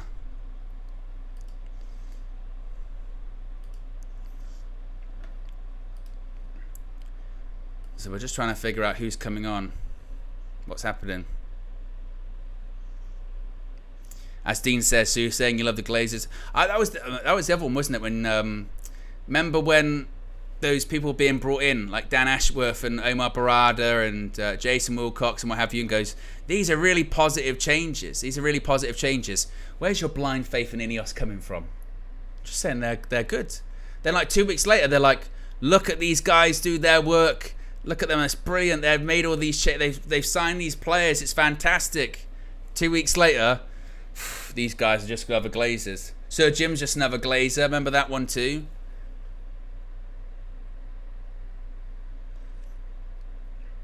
So I don't think there's been any changes, is there?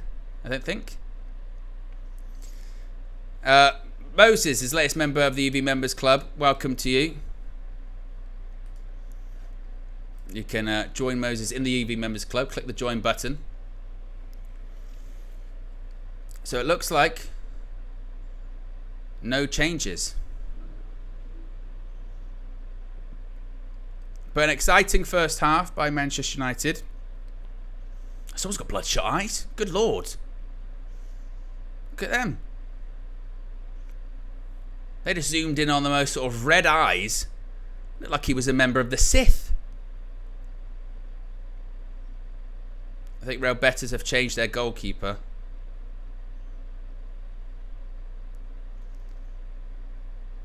Oh, there is a change. Is that Will Fish is on? Centre back. Is that going to be for Lindelof, perhaps? 2 changes. Harry Maguire and Victor Lindelof are both off. Johnny Evans is on. And Will Fish.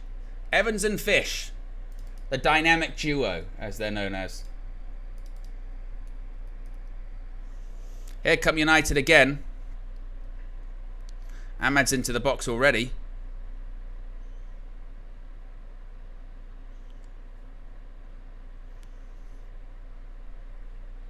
Here's Will Fish. Number 40, was he 48? I can't see. That going to be a foul? Referee says no.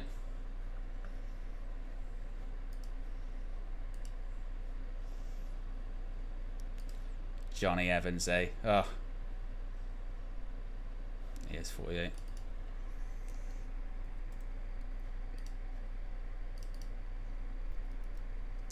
Ball in. Rashford. Oh, it's got to do better. That's a chance, that. Should be 4-1. He's smiling, he knows. It's a great ball by Casemiro.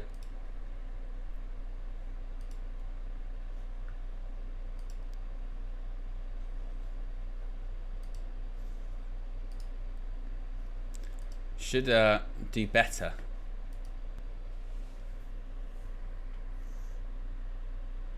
And the commentary team saying it would have been offside flag. Who knows?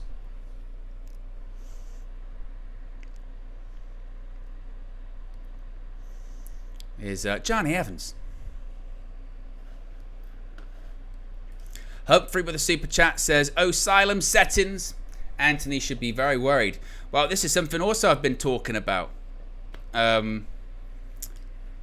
recently, saying that when you think about Anthony's ranking on the right hand side, you think let's say it's Garnacho or Ahmad, possibly Sancho third. You give an argument that he's like 4th choice on the right hand side, really, isn't there?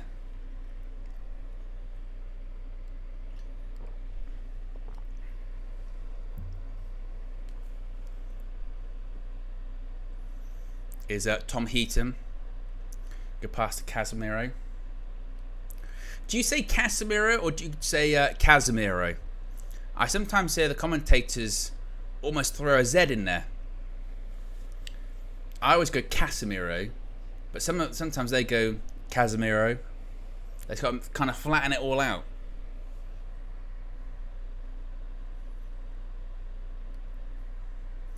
See Eric on the touchline. Very casual. Actually quite smart, actually, Eric Ten Hag. White shirt. Beige trousers. Very smart.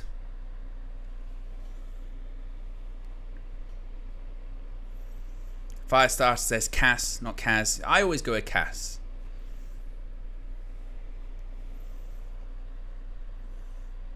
It's a good switch, that. Just couldn't get all the way out to Rashford.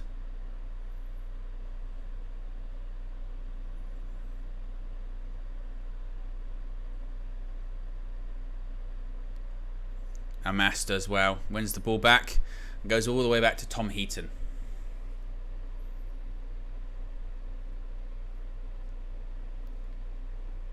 And nearly 49 minutes gone. We're nearly 5 minutes into this second half. Still 3-1 to Manchester United.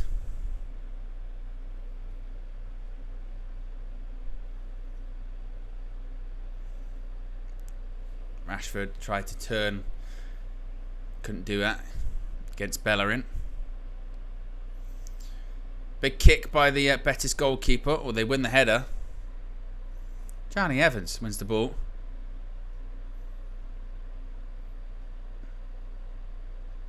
Passed out to United's left-hand side. Here come Betis. Ball into the box. It was an attempt anyway by Bellerin, and it was a block by Harry MS. Don't mess with a mess. you'd probably say that's the side of his game that he probably just does need to sort of improve on a little bit, would be that sort of defensive side. Looks very comfortable on the ball. Looks pretty reassured moving forward. But defensively, you know, that kind of physicality. By the way, how can you not love Johnny Evans? I remember watching him play in this very stadium this time last year against Wrexham. And it might even be on my fan view after the game. I went, he should retire. Oh, they had a header. And it was blocked in the end. Goes up for a corner. And I remember him playing against Wrexham that day. And he was playing alongside the academy players. And I was like, he looks, his legs have gone. Doesn't look like he can do it. I don't know. We're desperate. I'm not opposed, you know, to the sign, but I don't know if he can play. And then last season, at points, he was one of our best defenders. And he still could do a job to this day. And there aren't many players left, are there, that, you know, played under Sir Alex Ferguson, know the sort of standards required at Manchester United and what have you. And he shouldn't have played as many games as he had last season, did he? You know what I mean? It was meant to be, he comes in, he plays like 5 games. You know, that's about it. He started games against Man City and Liverpool. And just crazy. Good pass by Evans. Out to a mess. Tried to play it into Amar. It was a bit short.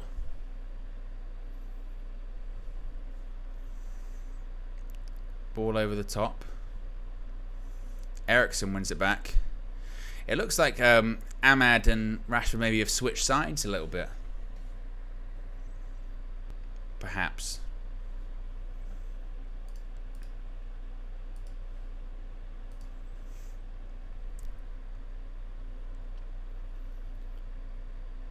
Evans is McTominay, Casemiro, Eriksen. Good pass out to Marcus Rashford off the right. Oh dear! Now you're getting too confident, Marcus. He tried to play first time to Jadon Sancho. You don't need to get too carried away. A couple of times now in the second half. This is when you don't need to get too carried away, Marcus Rashford. Keep it simple. Missed a header, that one. Could have taken the touch and then put the pass across goal. He's getting just a little bit like, I'm feeling myself. Which is, I mean, I rate the bravery to try it. But I'd rather have the goals. If it came off, would have been great. But he's certainly confident. No doubt about that.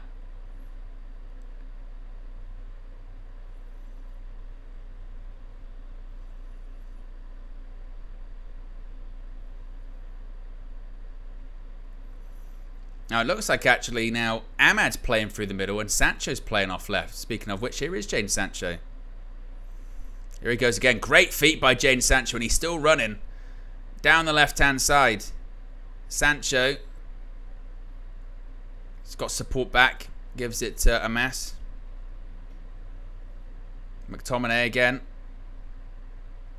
Pass it out to Ahmad.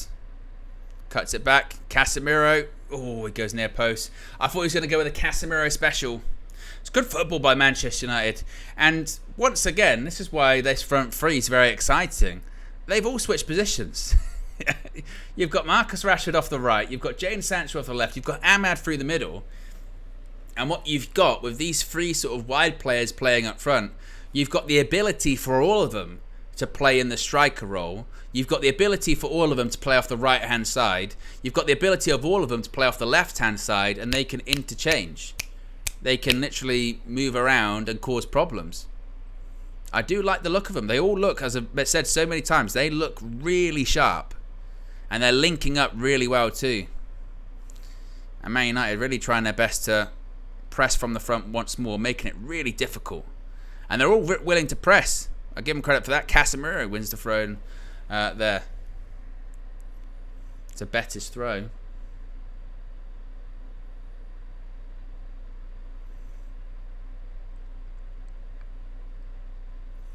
And it's like Casemiro's got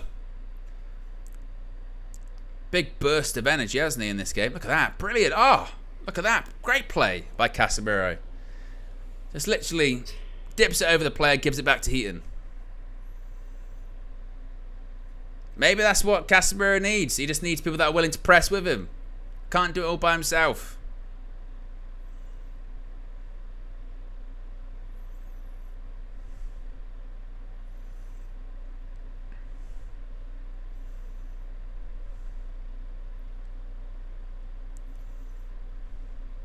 Good switch out to Ahmad. He's back on the right-hand side. He's cut inside. Good pass to McTominay. Shoots! I tell you what, actually, McTominay takes the shot. I think he should have given one more to Sancho. If he's got better vision, I think he sees Jadon Sancho behind him. Look at this. It's a switch out. Christian Eriksen again. Can't be surprised by that. Ahmad gives it to McTominay. And it's his first touch, kind of takes it away from it. But it's a pass from Eriksen. It's danger from Ahmad.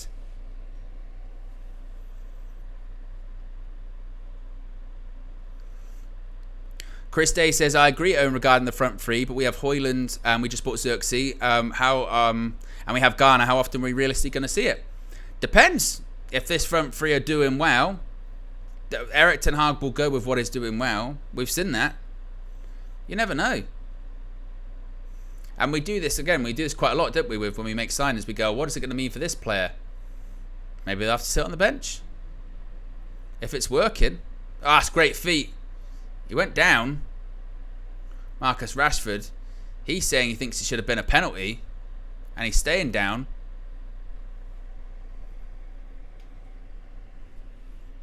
Let's have a look. Firestar says it looks more like a pen than the first pen.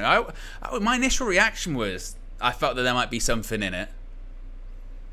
We'll see either way when it comes to this replay.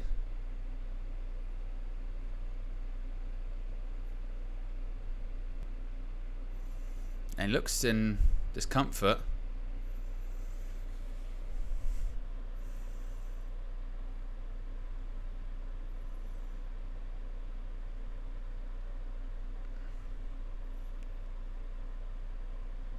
But he literally hasn't got back up.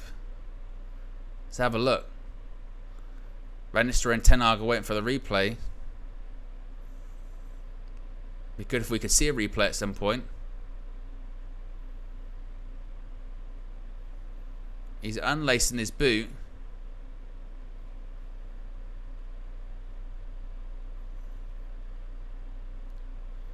Sometimes you're thinking like, are they trying to sell the injury? You know what I mean? And we're going to see a replay of it. Where he's back on his feet. He's walking a bit gingerly. Have a look. That is a clear fucking hell. This referee is awful. That is a absolute clear penalty. Good grief. Oh my God. A penalty. And he stayed down after because he's like, he stomped on my foot. Oh, these referees. What is going on this tour? Offside goals, missing out fouls, missing out yellow cards, missing out penalties. It's just fucking mad. I just, like, oh. What do they do? What did they do out of the pitch? So many times that we're like, that's offside, that's a foul, that's not right. Even the penalty we got wasn't a penalty.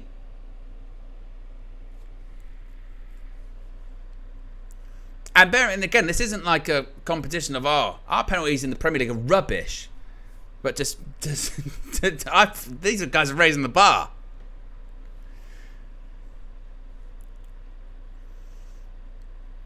Ball in. Oof, just wide. And again, this is the sort of thing with VAR, isn't it? Is like, when people are like, oh, get rid of VAR and all that kind of stuff. The problem is, if you have got a terrible ref like that, then you can get stuff like that in the game where you go, this is awful.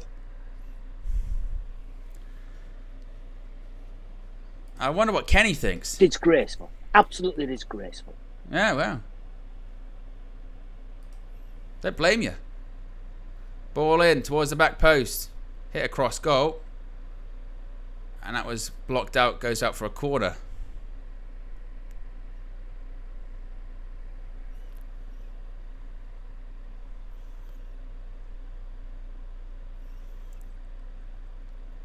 Again, these referees are just awful. Ball in. Free header. 3-2.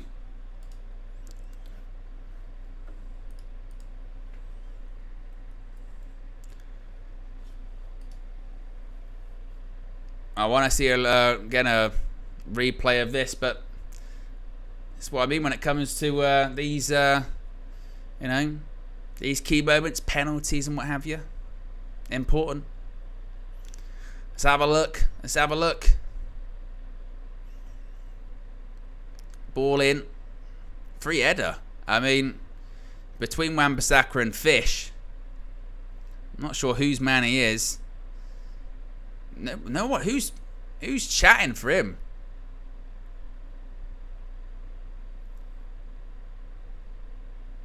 See, Kenny Fan TV, man. Kenny Fan TV, you've exposed yourself. This is what happens when we have Magaloff at the back. They're not even on the pitch, mate. They're not even playing. That's what I mean. This is what I mean. This is what I mean when we go and I did it. I saw it off for the first goal when they went, Maguire, man, Maguire. You're like, well, it's not looking good, mate. It's not looking good. We got subs, lots of subs coming on.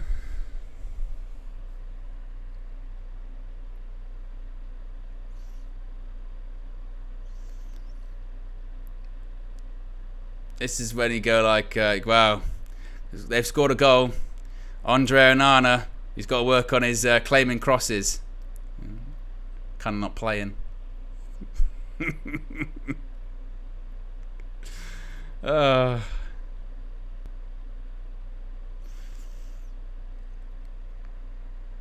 a bunch of subs have come on. I'll change the team once I've got them up here. You've got Anthony on the right-hand side. I know that.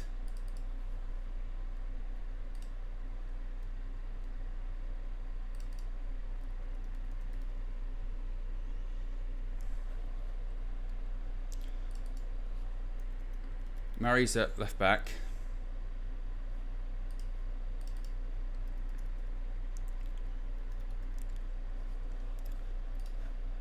Scanlon's at right back again. He really struggled. He's not a right back, by the way.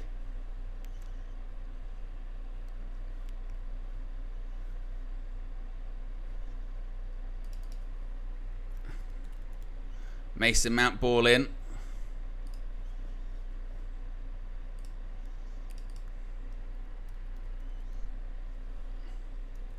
Mounts on. Hannibal.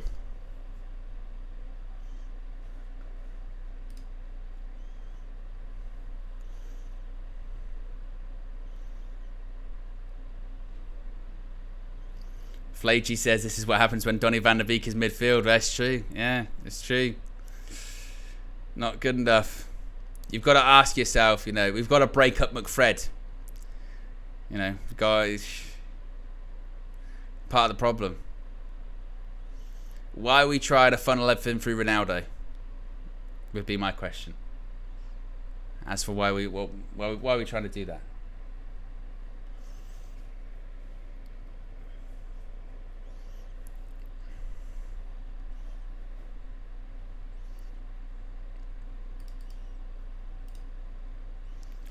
So Oyedele is on.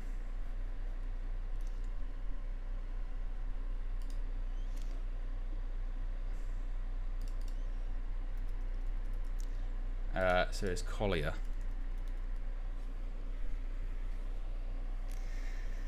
Crash says, "Where's Pogba?" Yeah, I know. We got. How the question is, how can we unlock Paul Pogba in terms of this team? We need to figure that out.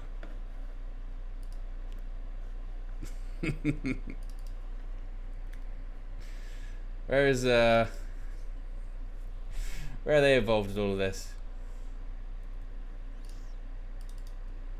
Mount Wheatley is on. It's about getting these numbers right. Entity, Hannibal Medjbury, Murray 61, Scanlon 63. I think that's the second half team. Heaton, Scanlon, Fish, Evans, Murray, Oyedele, Collier, Anthony, Mount Hannibal, Wheatley.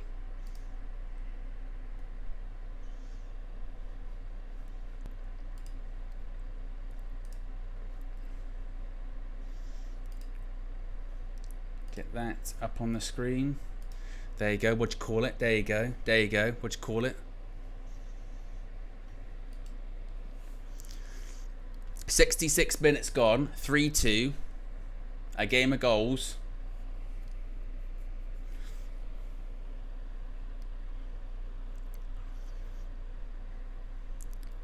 It was similar to the Rashford tackle, that one, wasn't it?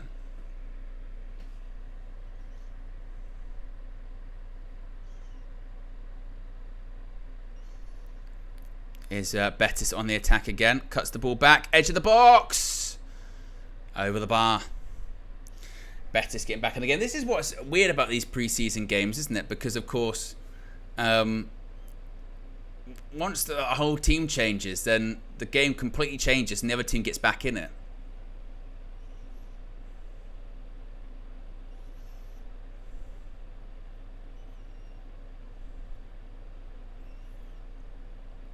Well, it wasn't the best finish. Should have done better.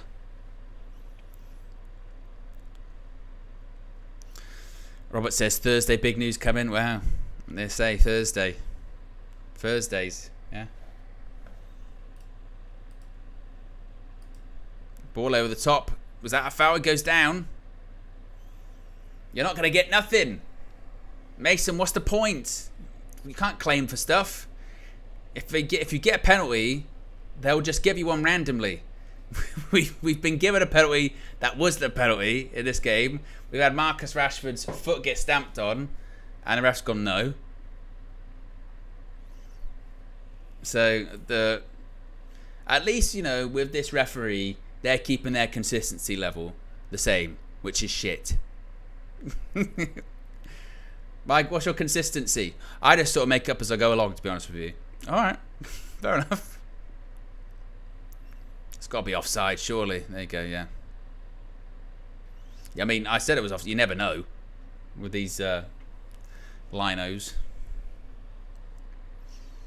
If you haven't already, click the like button, by the way, guys. See if we can get to 1k likes, which would be amazing for this time in the morning. So you know it's late.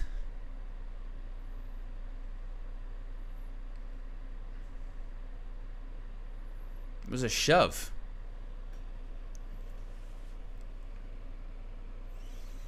But again, just making up the rules as they're going along. That's fine. You just shove them over. Yeah, why not? Alright, why bother? It doesn't matter. Just shove them around. Cool.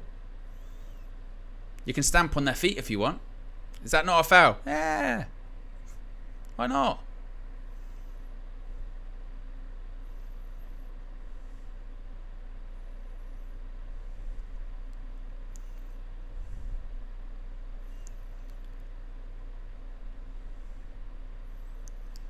As they're making some subs. As Hector Bellerin is off, cosplaying as either 1990s Eddie Guerrero or modern day Dominic Mysterio. I mean, just horrendous, really.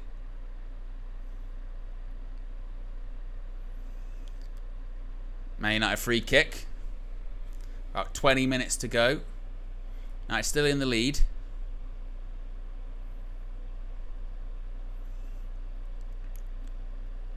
as a weekly closing defender down. Is it me, or does it feel like the stadium's filled up more as the game's gone on? Was it difficult? Does he give a foul? Oh, handball. I don't know.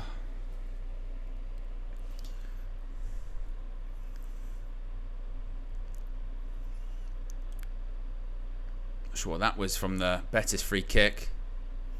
Well, they've played it against his own player. Collier wins the ball back. KG needs to do more.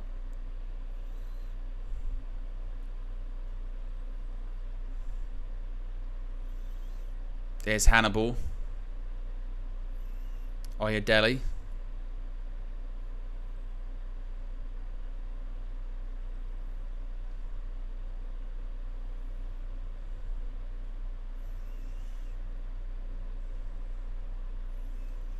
Now it's just a case of, this is what's quite interesting as well, when the second half is mostly, not totally, but mostly the sort of academy players. The task is almost like, we're bringing you on, we're winning, make sure by the end of the game we're still winning. Basically, hold on to what we've got. See maybe if you can get a goal while you're at it. Impress.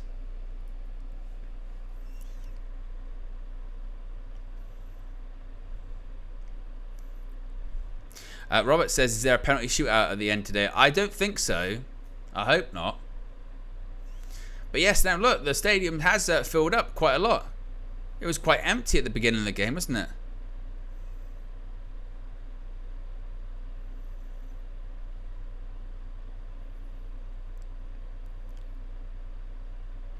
Better play. Passed out wide. It's a pass by Collier to Anthony.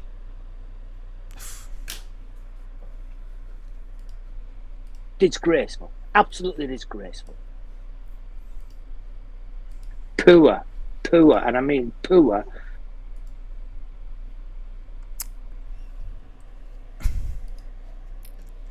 I mean, not well. I don't need to do the play-by-play of what happened with Anthony there. Ball over the top. Scanlon, he's in the box. Scanlon. Mason Mount. Just over the bar. Thought that was in. But honestly, I think Anthony spun himself. And you're going... No, wait a minute, wait a minute, wait a minute. Wait. Oh my God. Mason Mount came close to that. Oh, Hannibal pressing the goalkeeper.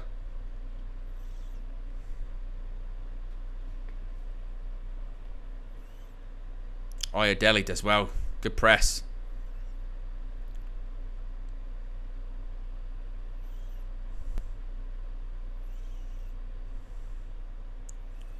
I like the energy from Oyedele in the preseason matches he's done thus far. Because he got that assist against Rangers, didn't he, for the Hugel goal. Oh, ball one back. Oyedele passes to Wheatley. Anthony.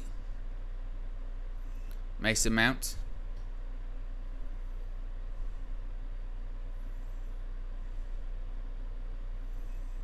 Tries the ball over the top. Oh, good pass. Scanlon. Oh. He looked lively. I really felt for him, Scanlon, against Arsenal, because this is a guy that he's like an attacking midfielder winger playing at fullback. He's not a right back. And when he got rinsed by Martinelli, as you would expect, and immediately it was like, this guy's not ready for first team football. And it's like, well, he's playing right back. It's not his position. You know. Anthony corner. Ball in. Oh. Patted away by the goalkeeper. Scanlon. Goes out for a throw.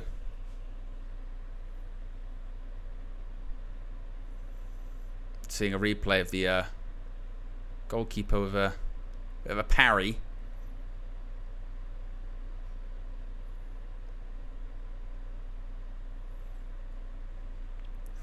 Kenny Fan TV says that was Fish who got done by Martinelli. It was Scanlon. Fish was the centre back that should have supported Scanlon.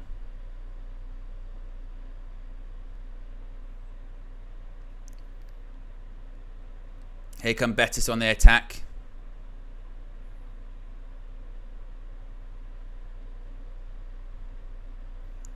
That's going to be a foul on Hannibal.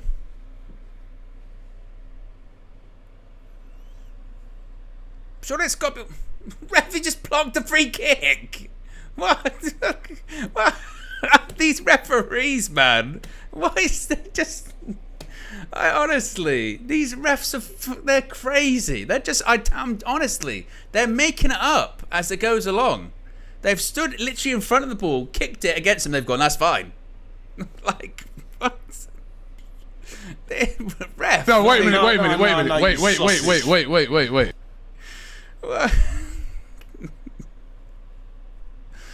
Oh.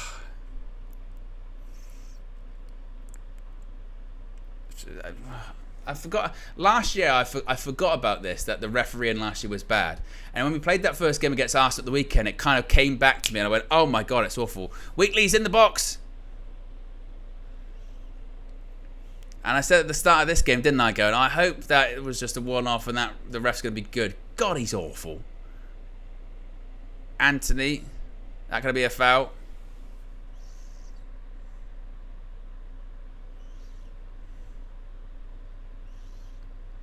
Into the box, shoots. Oh, well held by the goalkeeper.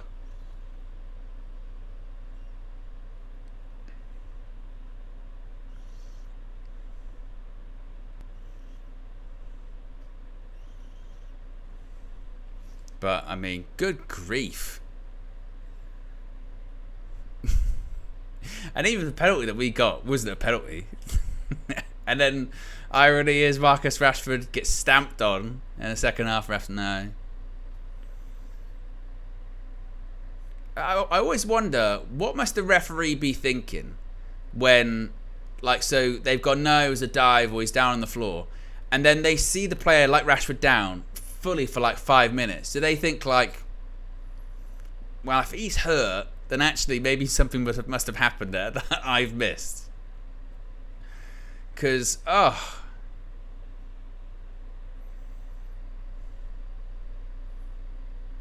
well done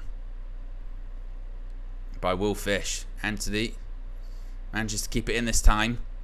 He's got to cut inside, he's got to shoot. Of course he is. No, he does pass. Oh, Mason Mount tried a bit of a flick. I'm not sure what that was.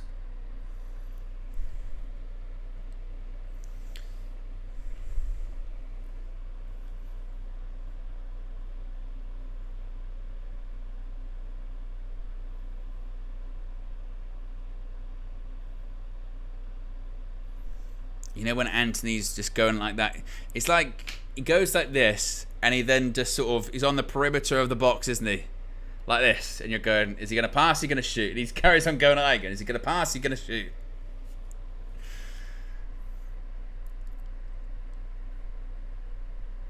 Is Betis ball into the box? Oh! Sam Murray. Oh, good grief.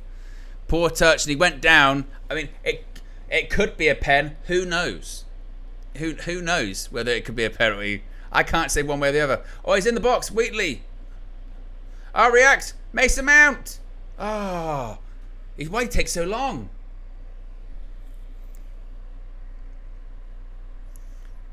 The ball came to him and Mount just kind of...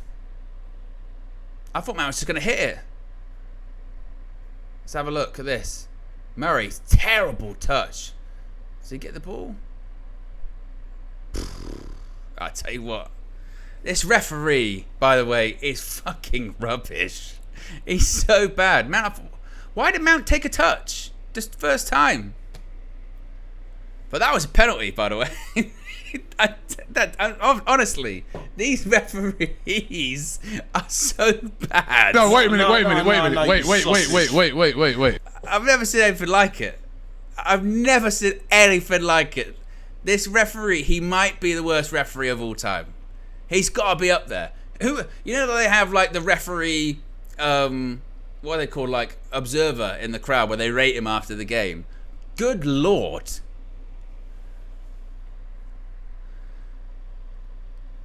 And to think he gave one in this game for Ahmad that wasn't a pen, and it's been 2 like stonewall penalties, and he's just completely ignored. No. And that one, he was right. He was there. He was staring right at it, and he went, no penalty. Oh.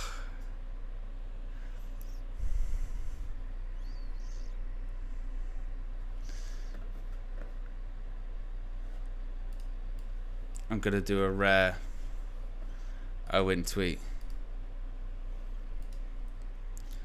This may be the worst referee I've ever seen. The only thing consistent is that he's been equally shit for both teams. Absolutely awful.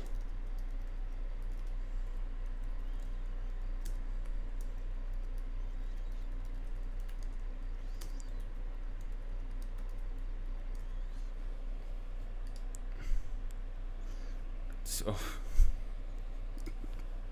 ball in to Betis, into the box.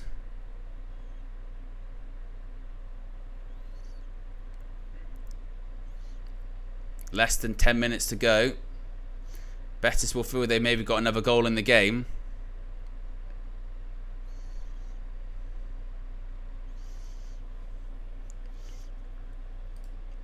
United doing their best to defend this.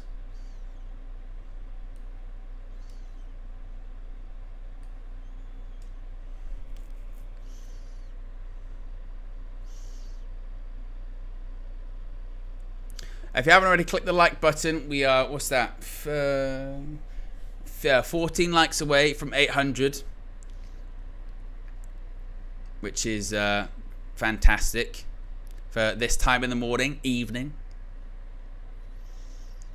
Switch over to United's right hand side. Anthony's going to have to get out to him. Scan. Oh. Anthony gets away with one. Good lord.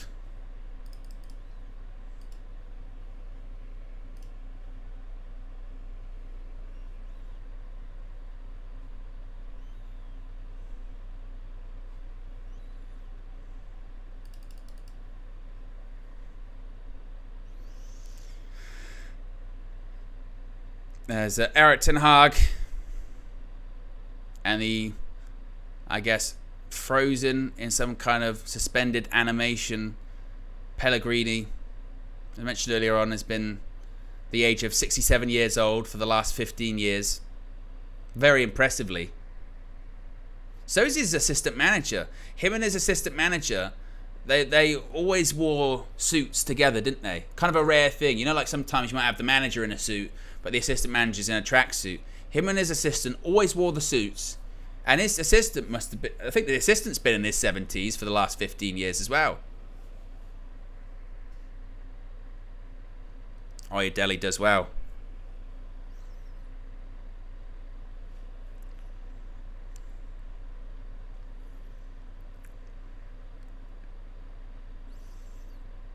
Back to Heaton in goal.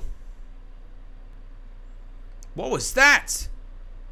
Whoa, what are we doing? What the? No, wait a minute, wait. Tom Heaton, I mean, first of all, that pass by Collier to Tom Heaton is the biggest hospital ball you've ever seen in your life. And then Heaton makes it even worse. I mean, Collier, he properly dropped his goalkeeper in the shit. Good God. Ball in. They should score. They should score. I think he's offside.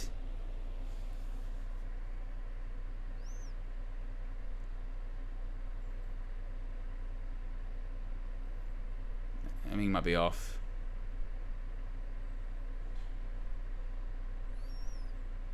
But, was that that pass from Collier? I wouldn't chest. I was here. You good shit. And you could see Tom Heaton's face going, look, I'm all right with the ball at my feet, but good God, like, what am I going to do with that? And the worst thing is, they were just praising him on the commentary, like, Collier's really impressed us. Phew. The goalkeeper's head.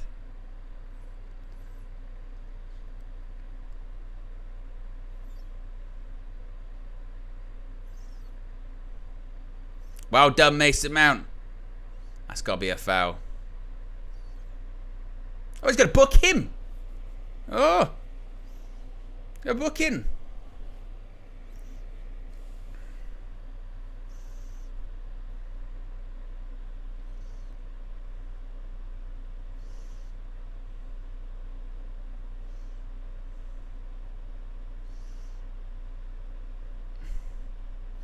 You're going to book him for that. Not the stamps or the penalties or anything like that. No. Well, I got to get a card in. This is getting very suspicious behaviour. Has someone got a bet on one yellow card? Is that what we're doing?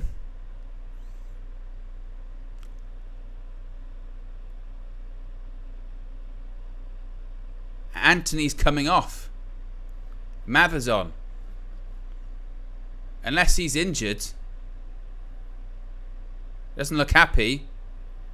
He's going straight down the tunnel. Might be an injury.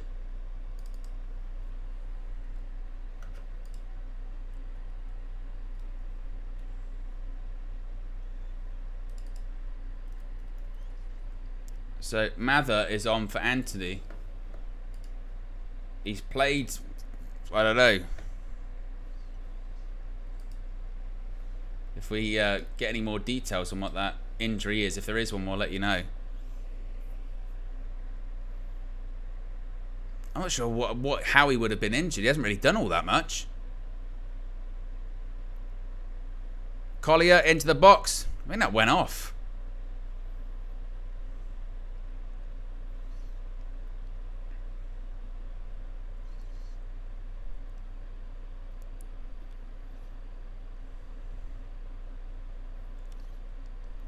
To be fair, people that are criticising Heaton for that pass, for that thing a minute ago, that I think, in fairness, the ball was fizzed up to his head.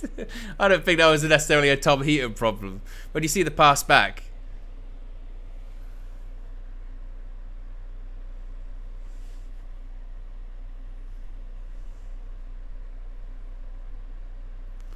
Will Fish cuts that out.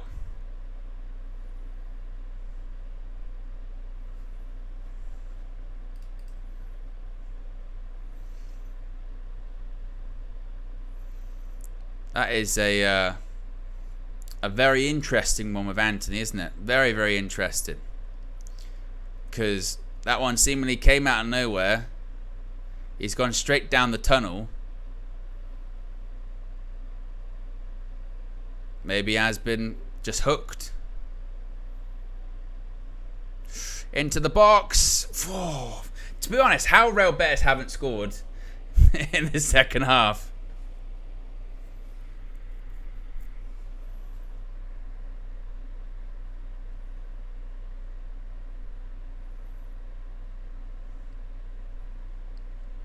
I mean, to be honest, if he has hooked Anthony, wow, he wasn't doing that much in the second half, was he?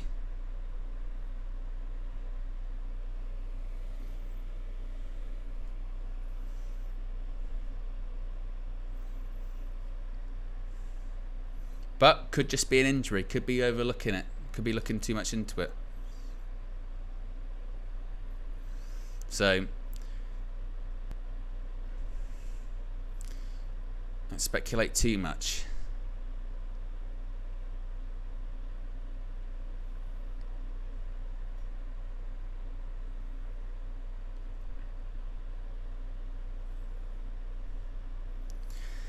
Manchester United just tweeted saying Anthony is forced off and replaced by Sam Mather. Was he forced off by injury or forced off because of the manager? That's the question. Maybe, I mean, his hand's all wrapped up. If his hand's all wrapped up, maybe he was sort of discomfort with that. I mean, I'm trying to, you know, I'm not sure.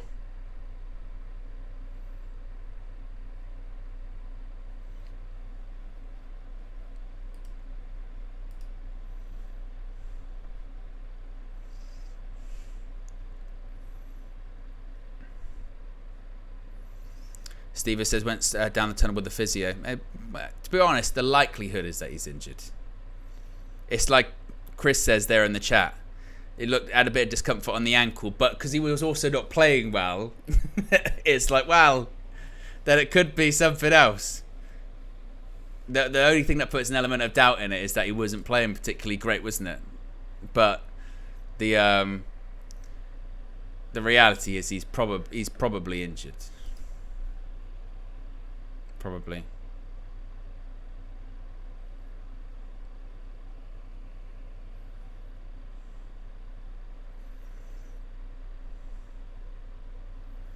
Hannibal's booked. It wouldn't be a game without it. It wouldn't be a game without it, would it?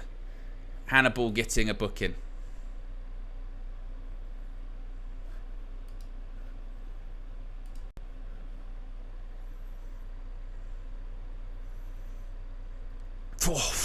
I'll tell you what. Well, you're gonna have to book him, Will Fish, because he's just fucking taken out the Betis player. Oh.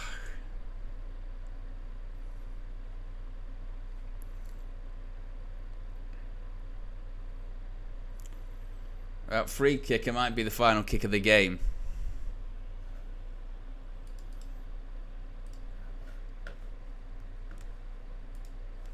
Late opportunity for Real Betis. It's Fakir standing over it. I think he's going to take though. Whipped in, back post.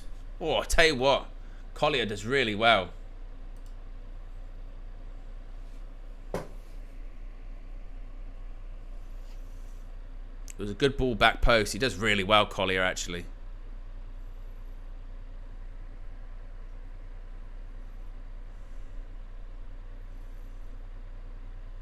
Shoots! And that goes wide. How long did they say the stoppage time was?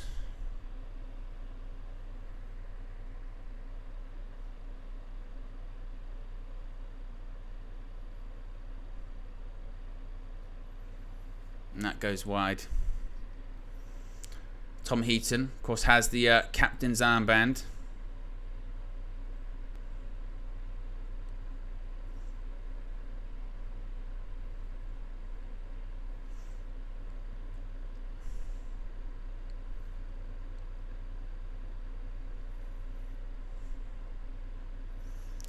Long kick.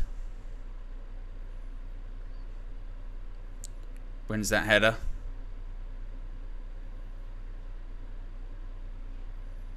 Now, you know, just hold on now.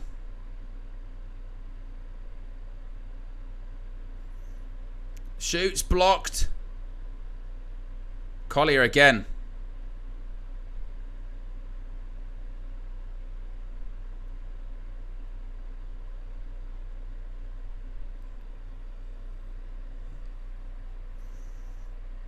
Mason Mount wins the ball back. Collier. And that is full time. Manchester United get their first victory on the US pre-season tour. A very positive performance in the first half. Well, really for 60 minutes with that first team. Obviously a lot of changes after 60 minutes, and as you can imagine, that's going to lead to a bit of a drop. Another trophy up there with the iconic Bangkok Cup. Now we have the Snapdragon Trophy as well. It's just, you can't stop winning them, can he, Erik ten Hag? Can't stop winning these trophies. Can't stop adding silverware to the collection. It's very impressive, isn't it? It's the most iconic trophy. I think it's probably right up there with, as I mentioned, the Bangkok Trophy. Probably up there with the FA Cup win.